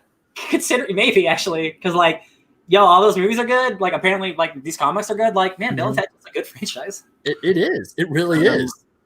Except it has a 2-season animated show and a 1-season live action show. Oh, that's true. I saw a clip of that. Oh boy, it looks bad. That live. Oh action show. boy, does it look bad. Okay, let's just stick to the films and the comics then. Yeah. The princesses have a recurring thing throughout where they have to fight the royal ugly Royal ugly dude. How's it going, royal ugly dudes? Yeah, so they have to like battle them. God Emperor Napoleon. Evil God Emperor Napoleon when he fakes them out pretending to be God and he comes down. And he's like, you got me. I really like that when they do come upon God gives them that wisdom. Like hindsight. The divine knowledge or something. Yeah. I'm finding the exact all I have left is my divine enlightenment, which Napoleon was too short-sighted to take. And it's like it works with the character of Napoleon that he would leave just that one thing behind. Yep. The way that it's Bill and Ted being like, oh, most audacious. We can see all the atoms and protons of all the universe. And then at the end of the book, when they've done everything, it's like, man, our divine enlightenment's fading, dude. I'm starting to only see stars. And it's like, yeah, but they're nice. It's like, it's such a Bill and Ted-ish moment. It really is. It just all lands really solidly well. I love that it's ultimately Death that's able to defeat Napoleon in the end with the bowling game. I also practice. Yeah, that ultimately the thing that will always work regardless of the state of heaven or hell is deals with death. Mm-hmm. I like Purgatory and Death. Oh yeah. I mean, like for a guy who's like ancient of all time, you can't keep a secret. The only part of it that I honestly found a little like okay, and just because like it kind of felt done a lot into is the sons basically being like Bill and Ted, talking to them like they are Bill and Ted, but like bad Bill and Ted. Oh yeah. And I'm like, all right. However, the resolution of it where they talk about their moms and how they were deprived from their moms is what brings them around. Yeah. I super appreciate in the way that they just like blast Colonel Oates when they realize that. And they're like, actually, we want to meet our moms. And then ultimately they're like, never mind. We don't want our moms to see what we became. So this turned back on the babies. Yeah. Yeah. Oh, one of my favorite parts is at the end when both God and Satan put Napoleon in purgatory and they're each going their own separate way. And God's like, be excellent, Satan. And he's like, Party on, God. Yeah. As he travels back with one of his favorite colonels, Genghis Khan. Yeah. Who has like demon powers. Yeah. I love the concept of like Genghis Khan leading them through limbo and the mistempting characters towards it, so that they'll be lost forever. Yeah. There's so much good here. Like this is just a good book. It's a good book. It's a good book. It's It's true. a good book. It's a very good book. To the third movie, but it's a good book. Yeah, I'm glad that a lot of this, like the film and this book, we've gotten two great things about Bill and Ted, a franchise that I thought we were only going to get those two movies and nothing else ever again. Yeah. We're getting some really good Bill and Ted stuff. That makes me happy. If they get this creative team, I don't want a sequel, but like comic books don't, they don't really matter to the canon or whatever. Like if they find a way to do like a now sequel to Face the Music, where like, oh, the old guys have to do something different. I wouldn't mind it. If it's this quality, they can find a way. I wouldn't mind it. I thought this was a ton of fun. Yeah, ton of fun. It was most excellent. All right, Ben, it's your book club next week. Do you know what it is? I was kind of flip-flopping, but I figured I will get something that's a little tried and true since we are a part of, we've been doing a lot of Batman recently. I'm going to change it up. Is it more Batman, Ben? It is not, funny enough. I thought about it. I was actually torn between three books, but I've picked this one because I haven't read it, because I've been wanting to read this one. It's one of our favorite writers on the show, Mr. Donny Cates. It is Venom, Volume 2, The Abyss. Written by Donny Cates, drawn by Ron Stigman. And wait, hold on. What'd you say, Ryan? It's now this is just a fake nerd book club. We've already done volume 1 before. I guess we'll do volume 2 now. well, so yeah, I just want to keep going with the Venom stuff. That's good. But it's been like what, months since I did. I guess we never really said it as a spoken rule, but we were kind of waiting for to do it on the Cult of Cates, weren't we? Oh, we were? Were we? Oh, well, I is that show happening? I had assumed we were just going to wait till if we did that. Okay, never mind. Scratch that. It's Critical Role Vox Machina Origins. There you go. You can do whatever. Hold on, it's too fast, man. What was it? Since if we're gonna hold Venom off for Cult of Cates, I'll hold off, but it'll be Vox Machina Origins. Critical Role. We don't have to hold it off. If you want to do Venom Volume 2, we'll do Venom Volume 2. I've been wanting to read this book for a while, so I'll tell you what, we've all read Venom, and I know none of us have read that book you're picking up, so I'd rather read the book that none of us have read. All right, so let's stick with Critical Role, Vox Machina Origins by Matt Mercer, Olivia Sampson, Matthew Colville, and Chris Northorpe. Whoop, whoop. By Stefan Sedgwick. That's a podcast about Dungeons & Dragons that is now a just real-ass comic. That's dope as hell. Mm-hmm. It totally is. All right, next week, I guess we'll do that, and as well as, who knows? We have no topic lined up for next week. There's no movie. There's no show. So we gotta. I don't know about next week, but we got to do with that X-Men thing soon. We might want to do Dawn of X Part 1. We'll have to talk about this on air, but we might want next weekend, because we have an empty spot, to do Dawn of X Part 1 to get ready for X of Swords. And we would have actually an empty space for both Dawn of X Part 1 and Part 2. If we wanted to do it that way before Ten of Swords drops. I mean, the thing is, like, we don't have to do it all before Ten of Swords starts, because we're not going to talk Ten of Swords until it's over. No, but I get you. But the setup, if we're going to talk about all of Dawn of X, I understand. Yeah, we should. But if we're 1 or 2 weeks into X of Swords, it's not the end. Oh no, yeah, that's what I mean. No, of course. So Loki says, I want you guys to read Havoc Wolverine Meltdown, review that. Maybe someday someone will pick that. I'll always read a Wolverine book. So stay tuned for what we'll do this week and whatever. Otherwise, you can check out the rest of this channel. If you're watching this live and you're watching this on YouTube, we got some cool stuff on YouTube. We got a couple shows, other shows outside of this, our Fake Nerd Podcast Mothership show. We have the Fake Nerds Watch, which we are currently doing Lovecraft Country. There is one for Umbrella Academy Season 2 up right now, and we've decided to do The Boys. So stay tuned for The Boys coming soon.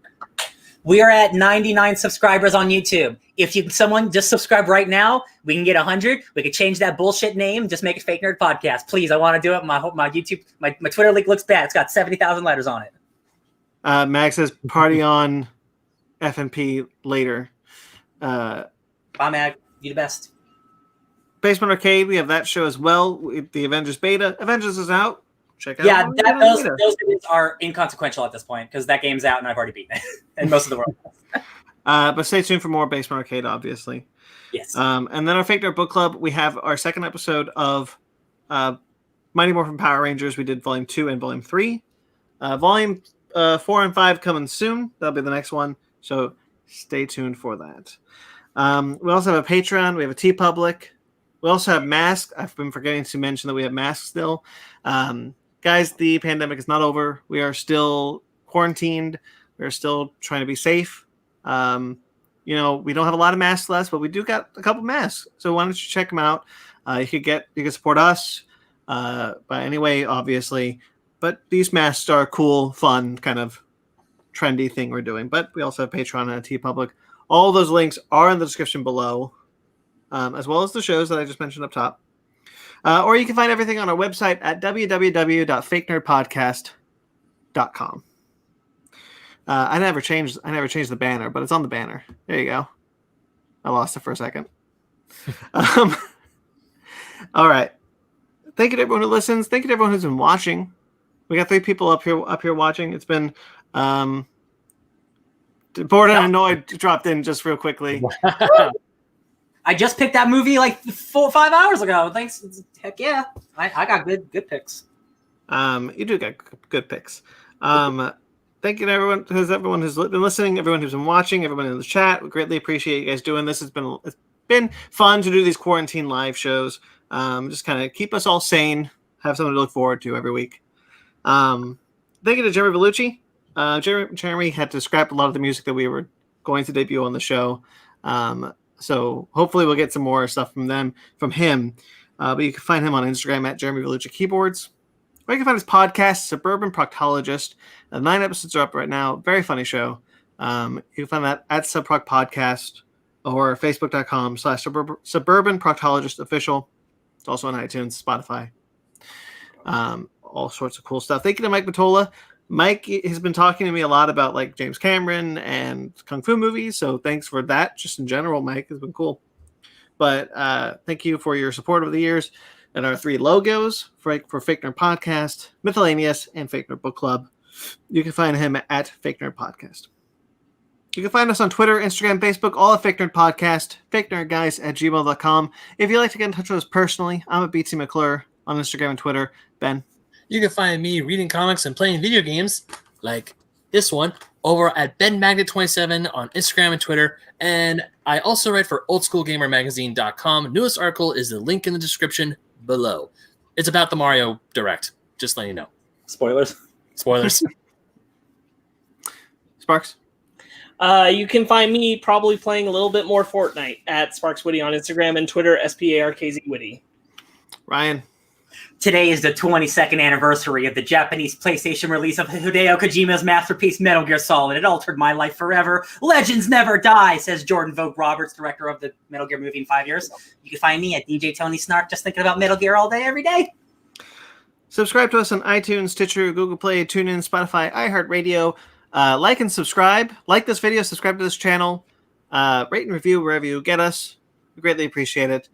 Until next week, guys. Let's see if I do this right. Stay fake, nerds.